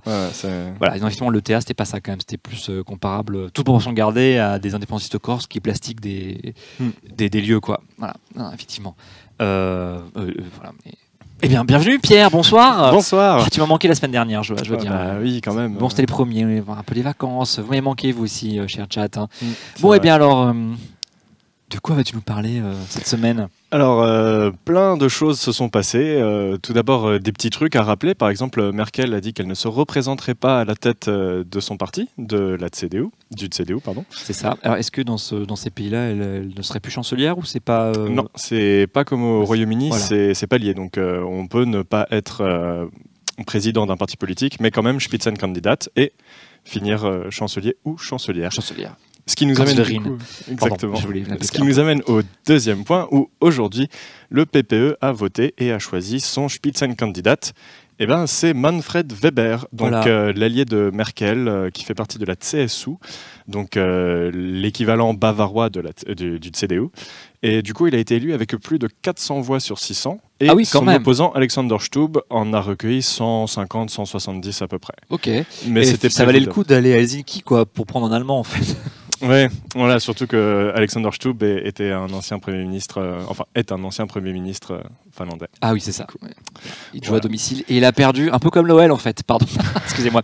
Non, il faut match nul, ça va pas pareil. Et la dernière petite information, pour revenir sur le Brexit, dont on a parlé il y a 2 semaines, il y a un sondage qui est tombé, qui est le premier sondage qui donne pour quasiment sûr le Remain vainqueur. Si jamais il y a un nouveau référendum, c'est quasiment sûr, selon le sondage, bien sûr, hein, mais c'est la loi des sondages. En plus, la question leur sera posée, quoi. Donc maintenant, reste à savoir exactement si on leur posera la question. Alors, Merkel, Fanny Dufos, où est-elle et est-ce qu'elle existe encore? Alors, oui. Elle est à Berlin, je crois. Je crois aussi, elle est à Berlin, dans le palais de la chancelière. Donc, elle existe toujours. En gros, ce qu'il faut comprendre, c'est que c'est son dernier mandat. Voilà. Et généralement, on peut s'attendre à des grandes folies spectaculaires pour le dernier mandat, donc on verra bien ce que ça donne. Tu es sérieux? Des folies spectaculaires? Non, d'accord, oui. C'est bon, j'ai compris. En gros, c'est le dernier mandat, on sait qu'on va pas être élu, donc on fait un peu ce qu'on veut, comme Barack Obama lors de son deuxième mandat, par exemple. Vu qu'il ne pouvait pas se représenter. Du coup, c'est là où on se lâche un petit peu. D'accord. Oula, Merkel qui se lâche, j'ai hâte de voir ça, dis donc. Voilà, ça a donné des choses assez cool, on va dire, avec des gros guillemets, avec les précédents chanceliers. Reste à voir ce que Merkel fera pour marquer l'histoire allemande. Très bien, très bien. J'allais faire des blagues de mauvais goût, mais non, je n'en ferai pas. On va éviter, surtout sur l'Allemagne. Hein. C'est ça, voilà, exactement, j'allais dire un nouvel Anschluss. Pardon, je ne l'ai pas dit.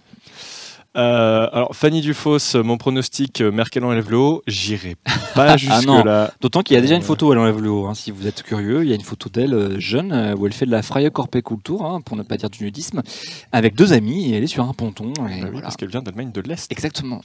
Voilà. Donc maintenant, reprocher aux communistes d'être un peu plus libérés que nous capitalistes, un peu prudes finalement. Hein, il suffit de voir les Britanniques par rapport aux Allemands de l'Est. C'est ça. Enfin, c'est pas un. Si Facebook avait été soviétique, ils n'auraient pas censuré les tétons, quoi. Hein, ça. Ça aurait été drôle, un Facebook communiste. Pardon. En effet. On va faire une uchronie où c'est les soviétiques qui créent Facebook. Alors tu es trop grand en fait, rapproche-toi plus, sinon tu as la tête coupée ou baisse ton fauteuil, tiens. Voilà, comme ça on a la même taille, c'est magique. Ça me fait bizarre d'un coup. Ces gens qui complexent de leur taille, moi je comprends pas. Moi bizarre. Non plus, hein, franchement. Alors, les pieds touchent par terre. Et sinon, tu avais prévu de nous parler de choses exotiques un peu Tout à fait. Alors, je crois. J'avais prévu un gros sujet que je maîtrise pas super, suivi d'un petit sujet que je maîtrise pas super. Du coup, je propose de faire l'inverse. Commencer par le petit sujet, parce que en fait, je tiens très particulièrement à en parler. Alors, ce sujet, c'est, vas-y, parce que comme ça, après, Sylvain, il sait quelle photo nous montrer. Ah oui, alors, faut des cocotiers. Des cocotiers? Bigre. Ah non, ah oui, il va la chercher. D'accord. Alors ça serait pas à Strasbourg les cocotiers, hein, ça on vous le dit tout de suite. Hein. Pas avant 30 ans encore là, quand même.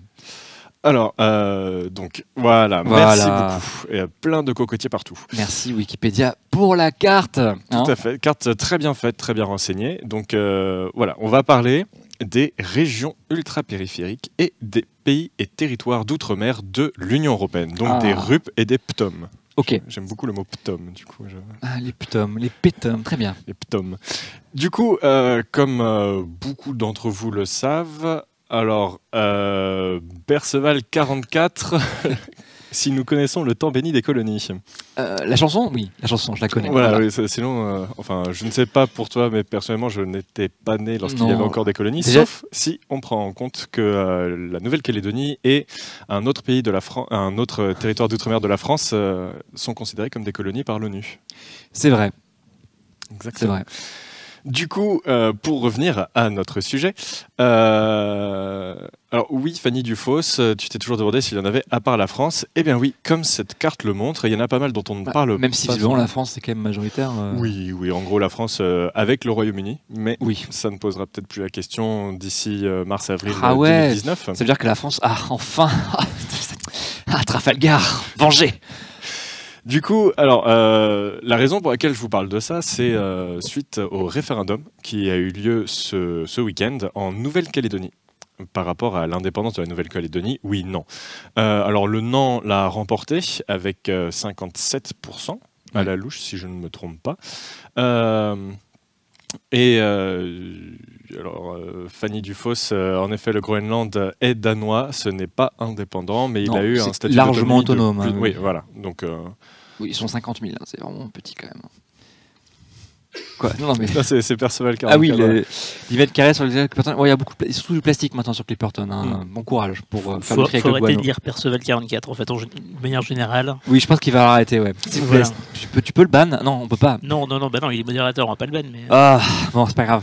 On va faire ça. Non, mais c'est quelqu'un de bien, mais il faut pas le dire, c'est tout. C'est vrai. Alors, du coup, la raison pour laquelle je vous parle, c'est que ce référendum n'était pas seulement pour avoir l'indépendance de la Nouvelle-Calédonie, c'était aussi, du coup, par extension, hein, bien sûr, ce n'était pas inscrit dans l'article, etc., c'était est-ce que ça va quitter l'Union européenne ? Et en fait, c'était une information piège parce que cette question ne se pose pas puisque la Nouvelle-Calédonie, bien qu'étant un territoire de la République française, ne fait pas partie de l'Union européenne. Oh. Et oui, du coup, en fait, c'est parce que la Nouvelle-Calédonie fait partie, comme la carte l'indique. Attendez que je trouve. Voilà, c'est vachement haut là, ouais. Ouais, c'est là, hop. C'est en vert, et en fait, c'est un pays et territoire d'outre-mer, un PTOM, du coup. Voilà.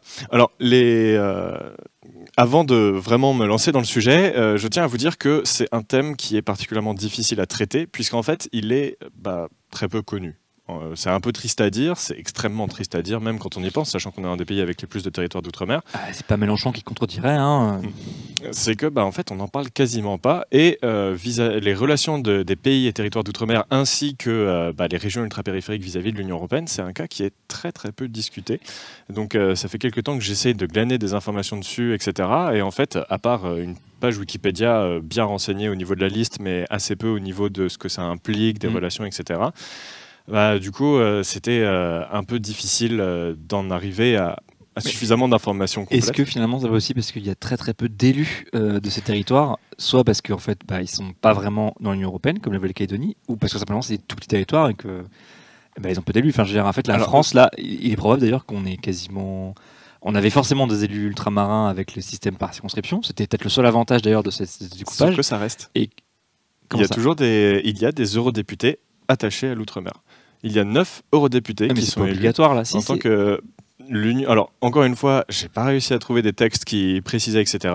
Mais dans toutes les informations que j'ai pu trouver, en fait, ça disait qu'il y a 9 eurodéputés qui sont des eurodéputés de l'outre-mer. À l'échelle européenne. Ouais. D'accord. Voilà. Donc c'est pour ça que c'est assez important. Donc maintenant je vais essayer de me reconcentrer. Du coup on va commencer par les pays et territoires d'outre-mer parce que voilà, il y a deux choses différentes, les PTOM et les RUP. On va commencer par, on pourrait dire le plus simple, c'est les pays et territoires d'outre-mer, les PTOM, où en fait ils ne font pas partie de l'Union européenne. D'accord. Mais en tant que citoyens d'États membres de l'Union européenne, les citoyens de ces États, de ces pays et territoires, sont des citoyens européens. Du coup, ils ont les mêmes droits qu'un citoyen, mais ne font pas partie de l'Union européenne. D'accord. Donc c'est un cas un peu particulier. Donc encore une fois, voilà, c'est assez difficile d'avoir des vraies informations précises. Mais en gros, ce qu'il faut retenir, c'est que ça ne fait pas partie du territoire de l'Union européenne. Du coup, ils signent des accords avec l'Union européenne. Au même titre, par exemple, que les partenaires africains dans les types d'accords APC, Afrique, Pacifique, Caraïbes. Donc des accords de partenariat et de stabilité avec différents États du monde. Et du coup, là, en fait, les PTOM signent le même type d'accord avec l'Union européenne. Donc c'est vraiment au cas par cas, c'est très spécifique. Et il n'y a que certains qui ont l'euro.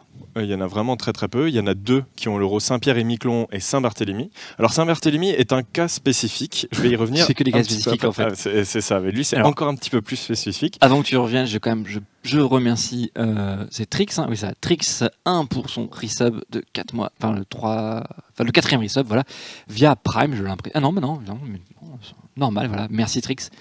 Je t'en prie. Merci Trix. Du coup, pour revenir au PTOM. Donc il y en a 2 qui ont l'euro, Saint-Pierre-et-Miquelon et Saint-Barthélemy, et il y en a 3 qui ont le franc pacifique. Donc comme vous pouvez l'imaginer, ce sont des territoires français, et donc leur monnaie, le franc pacifique, est axée sur l'euro, ce qui fait que par extension, ils sont liés à la zone euro. On peut dire plutôt indexé que axé. Oui, indexé, oui, c'est ça. Il en tant qu'économiste, tu étais en train de me dire là. De métier. J'ai bien fait de commencer par ce sujet s'il est économiste. Alors, du coup, voilà, les PTOM, ils ont un statut très particulier, ils doivent signer des accords spécifiques et du coup, c'est des accords de coopération sur différents domaines, par exemple la liberté de circulation, l'aide au développement durable et l'intégration régionale. Et ils ont le droit ils bénéficient de l'aide aux régions de l'Union européenne. De l'autre côté, on a, enfin de l'autre côté, bien sûr, dans le monde théorique, pas sur la planète. De l'autre côté, on a les RUP, qui sont, eux, des territoires de l'Union européenne, mais avec des dérogations. Donc, les habitants, comme encore, sont des citoyens de l'Union européenne, puisqu'ils sont citoyens de, par exemple, la République française, ou les Pays-Bas, et même l'Espagne et le Portugal, puisque, on en parle... On les met sur les cartes, mais on n'en parle pas trop de cette manière-là en disant que c'est des RUP. En fait, les îles Canaries, Madère et les Açores sont des régions ultra-périphériques de l'Union européenne, c'est-à-dire que ce sont des territoires de l'Union européenne qui font partie de Schengen, ces trois-là d'ailleurs, mais ils ont des dérogations particulières, et la dérogation la plus importante, c'est notamment au niveau de l'union douanière. Ce qui fait qu'en fait, ces territoires n'ont pas à avoir un taux fixe de TVA comme dans le reste de l'Union européenne, puisque l'Union européenne a considéré dans son article 349 du traité sur l'Union européenne qu'ils ont une situation, alors je cite, « compte tenu de leur situation économique et sociale structurelle », ensuite il y a la liste, qui est aggravée par leur éloignement, l'insularité, leur faible superficie, le relief et le climat difficile, leur dépendance économique vis-à-vis d'un petit nombre de produits, facteurs dont la permanence et la combinaison nuisent gravement à leur développement. En gros, ils ont des dérogations. Donc voilà, ils ne sont vraiment pas avantagés. Et l'Union européenne a inscrit dans son traité fondateur, pas fondateur mais fondamental, dans son principal traité, le traité sur l'Union européenne, a inscrit que ces territoires ont droit à des dérogations pour faire face, pour pallier tous ces problèmes. Et donc, comme je vous le disais, la principale dérogation, c'est celle sur la TVA. Et une des raisons pour laquelle c'est un exemple qui marche, c'est qu'en fait, on a eu un exemple, ça a eu un impact concret il y a assez peu de temps, l'année dernière en fait, où le syndicat, attendez que je retrouve dans les notes. Jo peut-être là, non? Je ne l'ai pas noté. Ah, mais je connais ça aussi. Alors, le syndicat des exploitants de cinéma de l'outre-mer. Ah oui, c'est très précis. Donc c'est comme, il me semble. Donc voilà, il y a un syndicat d'outre-mer qui a porté une lettre au Parlement européen. Donc en fait, porter une lettre au Parlement, c'est une manière d'interpeller les institutions et de les forcer de se pencher sur la question, du moins de lire la lettre en tout cas, ce qui peut donner lieu à une réflexion et à un débat, des fois. Bon, là, je ne pense pas qu'il y aura un véritable débat, étant donné que l'information est passée totalement inaperçue. C'est d'ailleurs un des problèmes, je trouve, c'est que tout ce qui concerne l'outre-mer passe un peu inaperçu, sauf quand c'est des grandes catastrophes, style ouragan, etc. Oui, j'allais dire, Saint-Martin, on en a parlé, quoi. Enfin, Saint-Barthélemy, je veux dire. Exactement. Ça, oui. Et du coup, en fait, c'est que la République française a voulu réinstaurer une TVA sur les places de cinéma au même taux qu'en métropole, c'est-à-dire, si je ne me trompe pas, 10%. Sauf qu'il faut savoir que non seulement il y a ce principe de dérogation qui fait qu'actuellement, il n'y a pas de TVA sur les places de cinéma dans l'outre-mer. D'accord. Donc ça mettrait une taxe en plus. Mais surtout, les places de cinéma sont déjà de base nettement plus chères puisqu'il faut payer le transport des matériaux pour fabriquer les cinémas, etc., de toutes les bobines, de tout le matériel. Bon, ça va juste augmenter les prix et donc ça va limiter l'accès à la culture pour les outre-marins. Ultramarins. C'est dur ce soir. Moi aussi, c'est dur. Je confirme que c'est bien le SECOM. C'est ça. Merci. Du coup, c'est une atteinte à la dérogation qui est faite, puisque le fait de réinstaurer une taxe va augmenter très nettement le prix des taxes, le prix des places de cinéma, et donc ça va réduire l'accès à la culture, ce qui est donc une forme de discrimination qui est mise en place envers une région ultra-périphérique, et toutes les régions ultra-périphériques de France, pas juste une île ou la Guyane par exemple, c'est vraiment toutes qui seront concernées par cette réforme. Et donc c'est pour ça que le SECOM a déposé cette lettre au Parlement européen pour que la question soit discutée, puisque ça porte atteinte peut-être au traité européen même. Est-ce qu'ils ont eu gain de cause ? Eh ben, il n'y a pas eu de nouvelles informations. D'accord, super. Ça va vite, c'est bien. C'est vraiment fou. J'ai cherché l'actualité des régions ultrapériphériques, etc. Par exemple, les 9 eurodéputés ultramarins. Ils ont rencontré Juncker cette année. Et c'est le seul article que j'ai trouvé. D'accord, waouh, ok. Voilà. Bien. C'est pour ça que je tenais en fait beaucoup à en parler, même si les informations sont extrêmement maigres.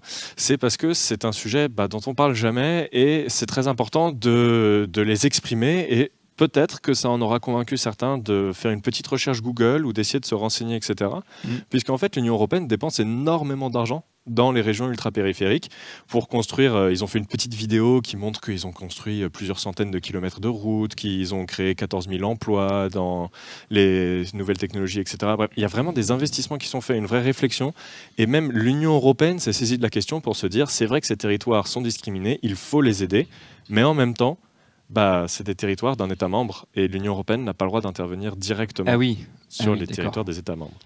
Donc j'espère qu'avec cette toute petite introduction sur la question des RUP et des PTOM, donc des régions ultrapériphériques et des pays et territoires d'outre-mer de l'Union européenne, je vous ai peut-être j'ai peut-être aiguisé votre curiosité pour aller vous renseigner plus sur ce sujet.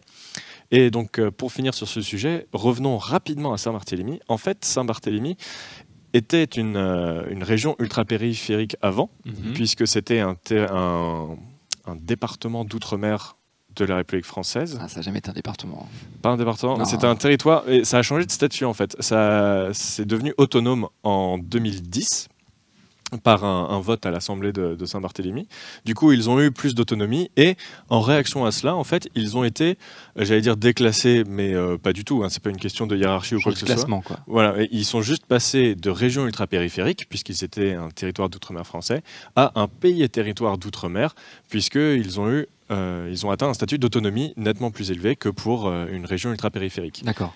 Et l'argument avancé, c'était surtout que leur économie n'était pas suffisamment forte pour tenir le coup au fait d'être un territoire de l'Union européenne avant qu'on en parlait. Je comprends. Mais non, je sais que c'est pas un département, ça n'a jamais été un département parce que en fait, la France a que gagné les départements et le 101e, c'est Mayotte, qui a voté la départementalisation et a donc quitté son statut, je ne sais plus ce que c'était, ça devait être un territoire, et devenu un département au titre que la Réunion, la Guadeloupe ou les Deux-Sèvres, tout simplement. Et pour répondre à Fanny Dufos tout à l'heure, là, qui parlait du découpage des tranches de l'Antarctique, non, il n'y a pas que la France et le Royaume-Uni qui sont concernés par ces territoires dans l'Antarctique. Hein, c'est la Terre Adélie française, et je ne sais plus quels sont les noms des autres, mais il y a plusieurs pays qui ont des tranches comme ça, en fait, qui partent du pôle et puis qui vont ensuite dans les côtes. Et donc il y a la France, l'Australie, la Nouvelle-Zélande, la Norvège, je crois, et le Royaume-Uni, et peut-être les États-Unis, mais je ne suis pas sûr. Je sais pas, il y a le Chili, non, quelque part. Je jurerais pas. Il me semble que c'est quasiment que des pays de l'hémisphère nord, sauf l'Australie et la Nouvelle-Zélande. De toute manière, ce découpage est totalement illégal et il n'a aucune valeur juridique. Il est là, c'est juste que les pays doivent le gérer, mais en fait n'ont pas le droit par contre d'exploiter les ressources ni d'installer de forces militaires. Donc c'est juste pour faire joli sur les cartes en fait, et faire des enquêtes scientifiques, puisqu'il y a des conflits. Il y a pas mal de pays où en fait les frontières sont pas très bien tracées, ça superpose, etc. Mais ça cause pas de vrais conflits parce que voilà. Il n'y a pas d'enjeu stratégique. Voilà. Tant que ça n'a pas fondu. Quand ça aura fondu, il y aura des gros enjeux stratégiques de déplacement. Ouais, je suis pas sûr que ce soit très fertile les terres là-bas, hein, dis donc. Et puis avec l'hiver de 6 mois, avec la nuit, tout ça. Vivement le réchauffement climatique. Je voulais juste apporter un retour d'expérience, un témoignage finalement en tant que gros touriste de base. Je suis allé à Madère à plusieurs occasions. Merci Sylvain. Et je peux témoigner du fait que l'impact de l'Union européenne sur l'activité locale, notamment de l'agriculture, est indispensable. Sans l'Union européenne, il n'y aurait plus rien sur Madère, parce que financièrement, ce serait pas viable. Ils ont deux sources de produits, c'est les bananes et je ne sais plus quelle autre ressource. Et s'il n'y avait pas l'Union européenne qui subventionnait l'agriculture et ce genre de développement, ils ne pourraient pas se développer, ils ne pourraient pas vivre à Madère sans aide extérieure en fait. Ce que tu expliquais sur la taille des îles et les enjeux économiques qui sont vachement importants. Donc je vous invite, quand vous allez dans des régions comme ça, à mesurer l'impact que peut avoir l'Union européenne aussi loin du continent. Voilà. D'accord. Et je vous invite à aller à Madère parce que c'est vachement chouette. Ouais, je crois. Hein, ouais. Et pas dans les grands hôtels parce que c'est pas très intéressant. Oh, l'autre. Voilà. Merci beaucoup pour ce retour sur expérience. On a déclenché un débat sur les territoires de l'Antarctique. À savoir que c'est quand même protégé par un traité onusien. Hein, bon. Mais il y a eu une tentative de meurtre récemment sur une base de recherche, je ne sais plus si c'était des Russes ou des Norvégiens. Et apparemment, un scientifique aurait spoilé une fin de livre à un autre et qu'il l'aurait poignardé pour ça. C'est dur la solitude en Antarctique. C'est dur, hein. Les longues nuits d'hiver, là, oulala, vivement l'été de l'hémisphère sud. C'est en ce moment. Peut-être que justement, il lui manquait la nuit. Je sais pas. Et c'est la première tentative de meurtre sur ce continent, hein, mine de rien. Voilà. Je reviendrai juste rapidement sur Dob AY, qui dit quel dommage, ça concerne pas mal de monde pourtant. Et en effet, c'est plus de 4 millions de personnes. Bon, après, quand on remet ça par rapport à la population européenne qui va être de 480 millions d'habitants, voilà. Mais quand même, ça reste quand même plus de 4 000, ça se compte en millions. C'est Londres, quoi. Enfin, et ça représente 80% de la diversité de la faune et la flore européenne. Ça, voilà. En comptant les territoires britanniques ? Ouais, tous les territoires que vous voyez sur. Mais je crois que la Guyane, c'est déjà un pourcentage assez colossal de la biodiversité française. Ouais. Mais c'est normal, c'est le climat qui veut ça, quoi. Et la taille aussi. C'est grand la Guyane. Oui, c'est grand. Raconte, mais ouais, si c'est grand, ça fait quoi ? Ça fait un quart de la France métropolitaine, un truc comme ça, ou enfin un cinquième. Et c'est pour ça qu'on peut dire que la France a une grande frontière avec le Brésil. Exactement. Sa plus grande d'ailleurs. C'est la plus grande frontière, ouais. Ah là là, que de fun facts ce soir. Ah, vous allez briller au Trivial Poursuite grâce à nous. Il reste 6 minutes. Eh bah super, juste ce qu'il faut pour parler d'Italie. Exactement, c'est exactement le temps qu'il me fallait pour parler du budget italien. Et je pense que c'était tout ce que tu voulais. Hein. Oh, ça fait bizarre avec les bandes blanches. Wow. Ça y est, on ouvre un restaurant italien, c'est... Pizza 4 fromages, c'est pour qui? Ah, j'attendais celle-là. Évidemment. Bon, évidemment. Cliché. Un peu de sérieux. Je t'en prie. Alors, tu parlais budget par contre, donc sérieusement là, pas de spaghetti bolognaise quoi. Voilà, alors là, j'ai 3 fois plus de notes que ce que j'avais sur les Rupeptom. Donc, rapidement, lundi dernier, donc le 5 novembre, il y a eu une discussion de l'Eurogroupe. Donc, c'est la réunion des ministres des Finances des 19 États membres de la zone euro. Et en fait, ils ont parlé du budget italien et, pour la faire rapide, il y a 18 pays qui ont dit « Oh là là là là, c'est pas une bonne idée », et il y a un pays qui a dit « Ah ben si, je vous assure que c'est une bonne idée ». Voilà. C'était l'Italie. Exactement. Dis donc. Alors du coup, la presse s'est un peu emballée depuis le début de semaine pour dire que le bras de fer s'était engagé, que ça y est, c'était une lutte entre la Commission et Matteo Salvini, qui, je le rappelle, est ministre de l'Intérieur. Oui, en fait, ce qui est drôle, c'est qu'on a l'impression que Salvini, il est à la fois... Il est vice-premier ministre. Ah quand même, ouais. Mais bon, on a l'impression qu'il est tout seul, quoi. Oui. La Lega a bouffé, en tout cas médiatiquement, à l'extérieur de l'Italie, puisque je sais pas en Italie, mais le mouvement 5 étoiles... Ouais, ça se retrouve d'ailleurs sur le budget. Par exemple, il y a 2 positions qui ont été adoptées par les vice-premiers ministres. Donc d'abord, il y a Salvini qui a sorti une très belle réplique digne d'un film de KPDP. « Aucune lettre ne pourra nous faire revenir en arrière, plus jamais une Italie à genoux. » Puisqu'en fait, l'Union européenne envoie des informations par lettre et après, les États membres doivent répondre par lettre, etc. Par porteur. Donc, voilà. Imagine avec un seau, ça va être beau. Et de l'autre côté, Luigi Di Maio, donc lui, c'est celui de 5 étoiles, donc qui représente quand même la plus grande force politique d'Italie depuis les dernières élections. Qui a dépassé c'est un peu derrière, en fait, il me semble. Hein, okay. Derrière les gars. Bah, je crois, hein, de mémoire, mais en tout cas, ils sont quasiment équivalents. Ils sont censés être alliés surtout.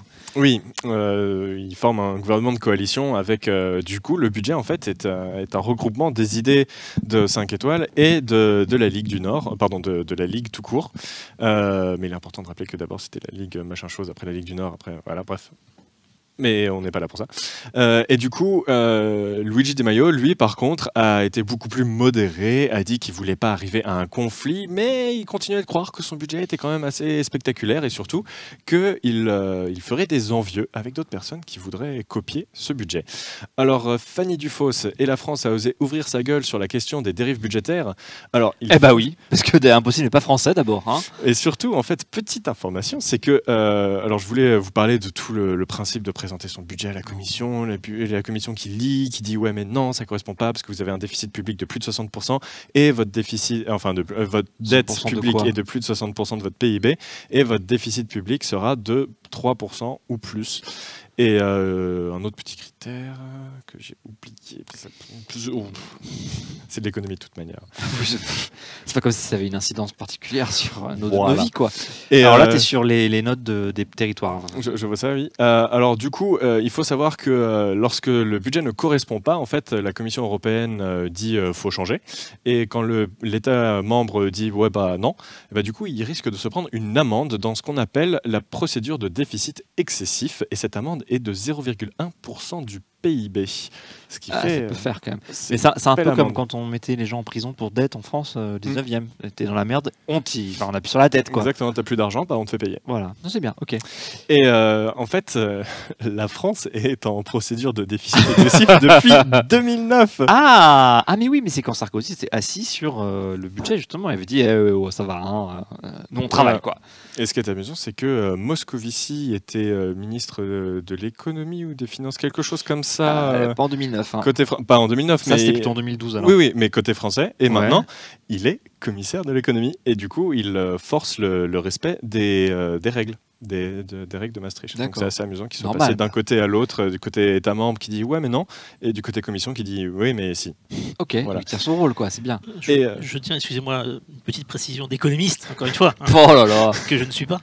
Une dette et un déficit, ce n'est pas la même chose. Ah mais tout à fait, tout à fait. Donc c'est pas parce qu'on est en déficit qu'on est forcément la tête sous l'eau et quand on a une taxe, enfin une amende, qu'on a encore plus la tête sous l'eau. Merci je beaucoup reviens d'avoir sur ce que disait Adrien. Très bien, oui, ma comparaison était un peu forcée, je suis d'accord. Parce que la dette publique italienne est actuellement la deuxième la plus élevée de l'Union européenne à 131%. Bien plus que PIB, ça.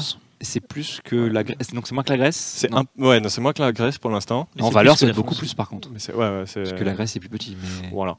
Exactement. Donc voilà, l'Italie est quand même pas super méga cool niveau budget.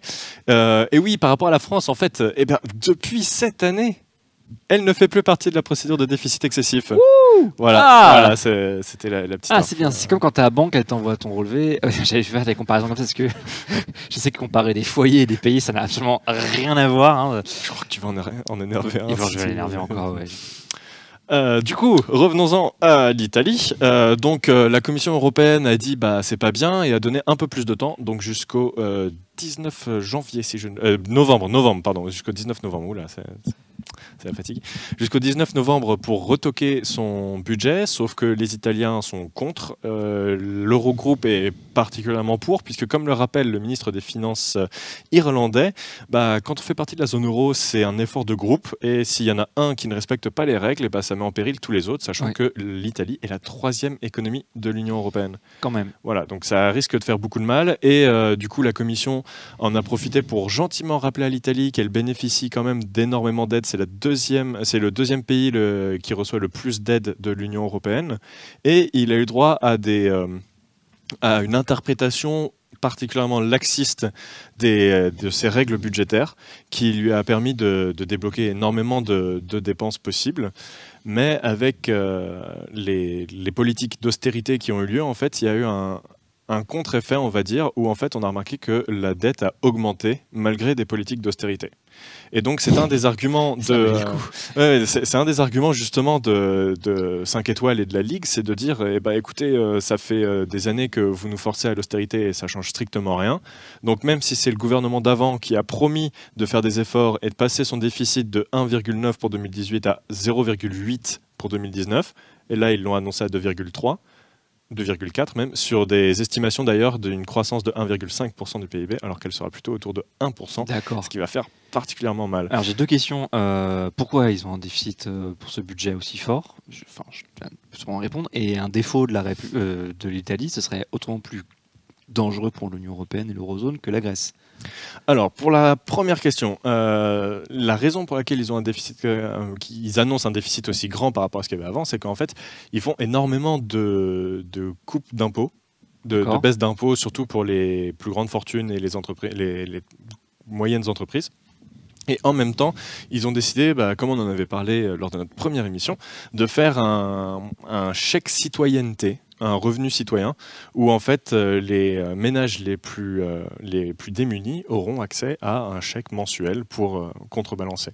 Donc c'est à la fois de la droite pro-business et de la gauche où on verse quand même des subsides à tout un pan de la société pour les sortir d'une situation compliqué. D'accord. Mais ça pourrait donner des bons résultats d'ailleurs, ce chèque citoyenneté finalement. Oui, on verra bien ce que ça donnera. Enfin, si le budget passe, s'il sera retoqué et tout. Et oui, en fait, avant de répondre à ta deuxième question, là, les médias disent que ça va rentrer dans un bras de fer, etc. Mais en fait, c'est plutôt de la négociation très feutrée, puisque personne, sauf Salvini, n'a exprimé l'envie de vraiment rentrer dans le lard, sachant que c'est des règles à respecter, et donc il n'y a pas vraiment de négociation possible, mais on peut quand même continuer de faire profiter. La France, elle est sous le coup de cette truc depuis 2009. On s'en aperçoit pas vraiment. Enfin, c'est pas comme si une armée européenne débarquait pour nous piquer l'argent du pays, quoi. Exactement. On n'est pas là, quoi. Contrairement à ce que certains responsables politiques de petits partis pourraient penser. Pardon. Et du coup, pour répondre à ta deuxième question de qu'est-ce que ça pourrait causer, rapidement pour finir. En fait, c'est très peu probable que l'Italie fasse défaut ou ou cause vraiment des torts à l'Eurogroupe, sauf à travers bien sûr la politique monétaire qu'elle risque de remettre en cause, surtout à l'annonce d'une réforme de l'union monétaire. D'accord. Et en fait, parce que sa dette n'est qu'à 32% non résidente. Donc ça veut dire qu'elle est détenue à 68% par des Italiens, en gros. D'accord, et sur les comptes d'épargne italiens, quoi. En gros, et du coup, la dette est sur une dizaine d'années. Enfin, les échéances sont à 10 ans, ce qui fait que elle va pas faire défaut tout de suite. Alors que la Grèce, c'était un cas totalement différent, où c'était dans tous les sens, notamment la France et l'Allemagne. Et du coup, voilà. C'est pas la bonne idée. Et oui, c'est aussi qu'ils n'avaient pas de revenus fiscaux quasiment. Donc voilà, c'est pour ça que l'Italie inquiète beaucoup moins sur le défaut de paiement, même si sa dette est à 132% de son PIB, ce qui est un chiffre assez remarquable. Donc alors attends. Tu es en train de me dire, en fait, Salvini surjoue ce duel avec l'Union européenne. Incroyable. Oui. Qui aurait cru ça de lui, quoi? Mais l'Union européenne surjoue aussi de son côté. Ah, ok. Oui, c'est ça qui est intéressant.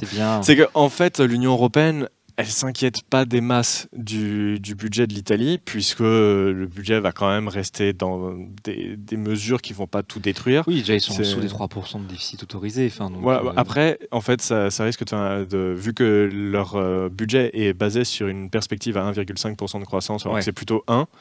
Ça risque de dépasser les 3%, mais c'est pas énorme. Et si ça donne des revenus, si ça permet d'avoir des retours positifs, en soi, bon, le but de l'austérité, je tiens à le rappeler pour ceux qui risqueraient de croire ça, le but de l'austérité n'est pas d'étouffer les pays pour les assouvir à l'Union européenne.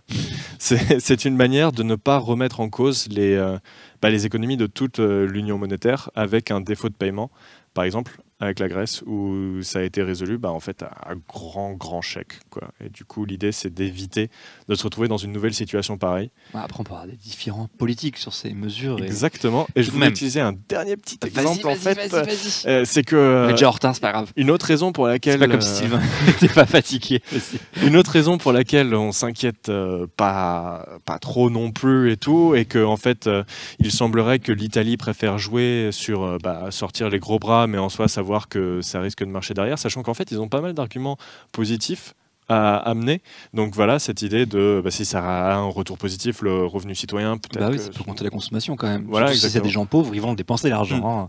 Il y a des chances quand même. On ne sait pas trop ce que ça va donner, etc. Mais surtout, en fait, il y a l'exemple du Portugal. Le Portugal, en 2015, qui a eu pour juste une année une dérogation. En fait, quand ils ont changé de gouvernement et qu'ils ont décidé de dire l'austérité, en fait, on va tenter autre chose. Une coalition de gauche improbable dont j'ai parlé il y a 2 ou 3 semaines. Exactement. Et du coup, eux, ils ont eu le droit à 4,4% de déficit. Donc voilà, c'est que des chiffres, ça ne veut pas dire grand-chose. Oui, en plus c'est des milliards, on n'arrive pas à se rendre compte vraiment. Ah ouais, parce que j'ai regardé les chiffres en milliards et c'était vraiment genre waouh. Beaucoup d'argent tout ça, monsieur, dame. Par exemple, juste le PIB de l'Italie est de 1000 milliards, quelque chose, autour de 1000 milliards. Ah ok, mais donc 0,1% d'amende du PIB. Ça fait beaucoup quand même. J'arrive plus là. Ça fait beaucoup de milliards. Mais la France, de mémoire, c'est 1400 ou 1500 milliards, je sais plus. Peut-être 2000, je sais plus. 1400. Mais pas 2 fois quand même. 1400 1400. En fait, ça dépend toujours des chiffres. Oui. Moi, je retiens les chiffres de quand j'ai passé le bac. Donc, ouais, ça lui augmente un peu quand même. Non, mais je crois bien. Écoute, alors c'était avec. Tu nous as fait avec brio et maestria pour l'Italie. Voilà. Il n'y a pas que moi qui suis fatigué, clairement. Voilà, il ne restait plus qu'à remercier vous, le chat. Merci. 2300 milliards d'euros le PIB français. Merci Simon, 35-24. Ah ouais, mes chiffres étaient vraiment de 2000 quand même, j'avais un doute. Et du coup, italien, c'est peut-être 1600. Mais il me semble que quand on enlève l'Allemagne et la France de l'eurozone, les restes, c'est des nains politiques, c'est des nains économiques en fait. Mais c'est quand même plus bas, je veux dire. Sauf que c'est quand même la deuxième puissance industrielle d'Europe. Ouais, mais bon, tu vois. Ils vendent des clopinettes, je sais pas, j'en sais rien. En tout cas, voilà. Ne rentrons pas dans les clichés. Dans le classement, non, bien sûr. Le classement des PIB de l'eurozone, t'as l'Allemagne très haut, la France, et après ça tombe très vite en fait. Pour l'Union européenne, c'est pareil. Sur le Royaume-Uni, c'est encore pire. Ah oui, en plus j'ai déjà retiré le Royaume-Uni, voilà, exactement. Ouais. Voilà, sur ce... quand même presque 2000 milliards de dollars en tout cas, parce qu'il doit faire à peu près 1700 milliards d'euros. Voilà, mais tout ça pour dire... Donc, pour la 5e fois, ou la 3e, je ne sais plus. Merci à Sylvain pour la réalisation des 2 émissions cet après-midi. Hein. Lui aussi est fatigué de mardi. En plus, il est un petit peu malade. Donc vraiment, voilà, vous l'entendez, il tousse. Pas du tout. Merci à lui pour sa dévotion, son courage et son talent. Marseille se prend un 2e but de la Lazio de Rome. Ok, ils sont à domicile ou ils sont là-bas? Ils sont là-bas. Ah bon, pardon, il y a 14 000 spectateurs dans un stade de 60 000 places. À la Lazio, c'est une grosse ambiance. Ouais. Qu'est-ce qui se passe? Ah bon, là, waouh. Peut-être que l'enjeu n'est pas fou. Oui, la Lazio dit bon, on va gagner, c'est pas grave. C'est la Coupe d'Europe, c'est les Italiens, l'Europe, tout ça, c'est pas le plus grand moment. Merci Pierre pour cet instant Torillon. Merci à Torillon. Vous pouvez aller sur torillon.org, lire plein d'articles, des fiches sur les pays, l'actualité de la campagne des élections européennes. Voilà, bonne soirée et à vous aussi. Prochain rendez-vous Acropolis, j'adore faire ça. Prochain rendez-vous Acropolis lundi 18h, le débrief des midterms avec le grand François. Un point politique sur ces élections qu'on a couvert mardi soir et dans la nuit. Vous saurez tout. Il y aura aussi Sylvain à la Réal. Moi, je vous retrouve jeudi prochain à 14h30 avec, j'espère, un invité ce coup-ci. Si tu veux venir lundi, t'es le bienvenu. Hein. Oui, je sais, je suis pas sûr. 18h, c'est pas le bon horaire pour moi. Et je sais pas, non. Et donc, j'ai plus qu'à vous dire aussi à la semaine prochaine avec Pierre pour Et l'Europe Bordel. Bonne soirée, bon vendredi, bon week-end. Salut!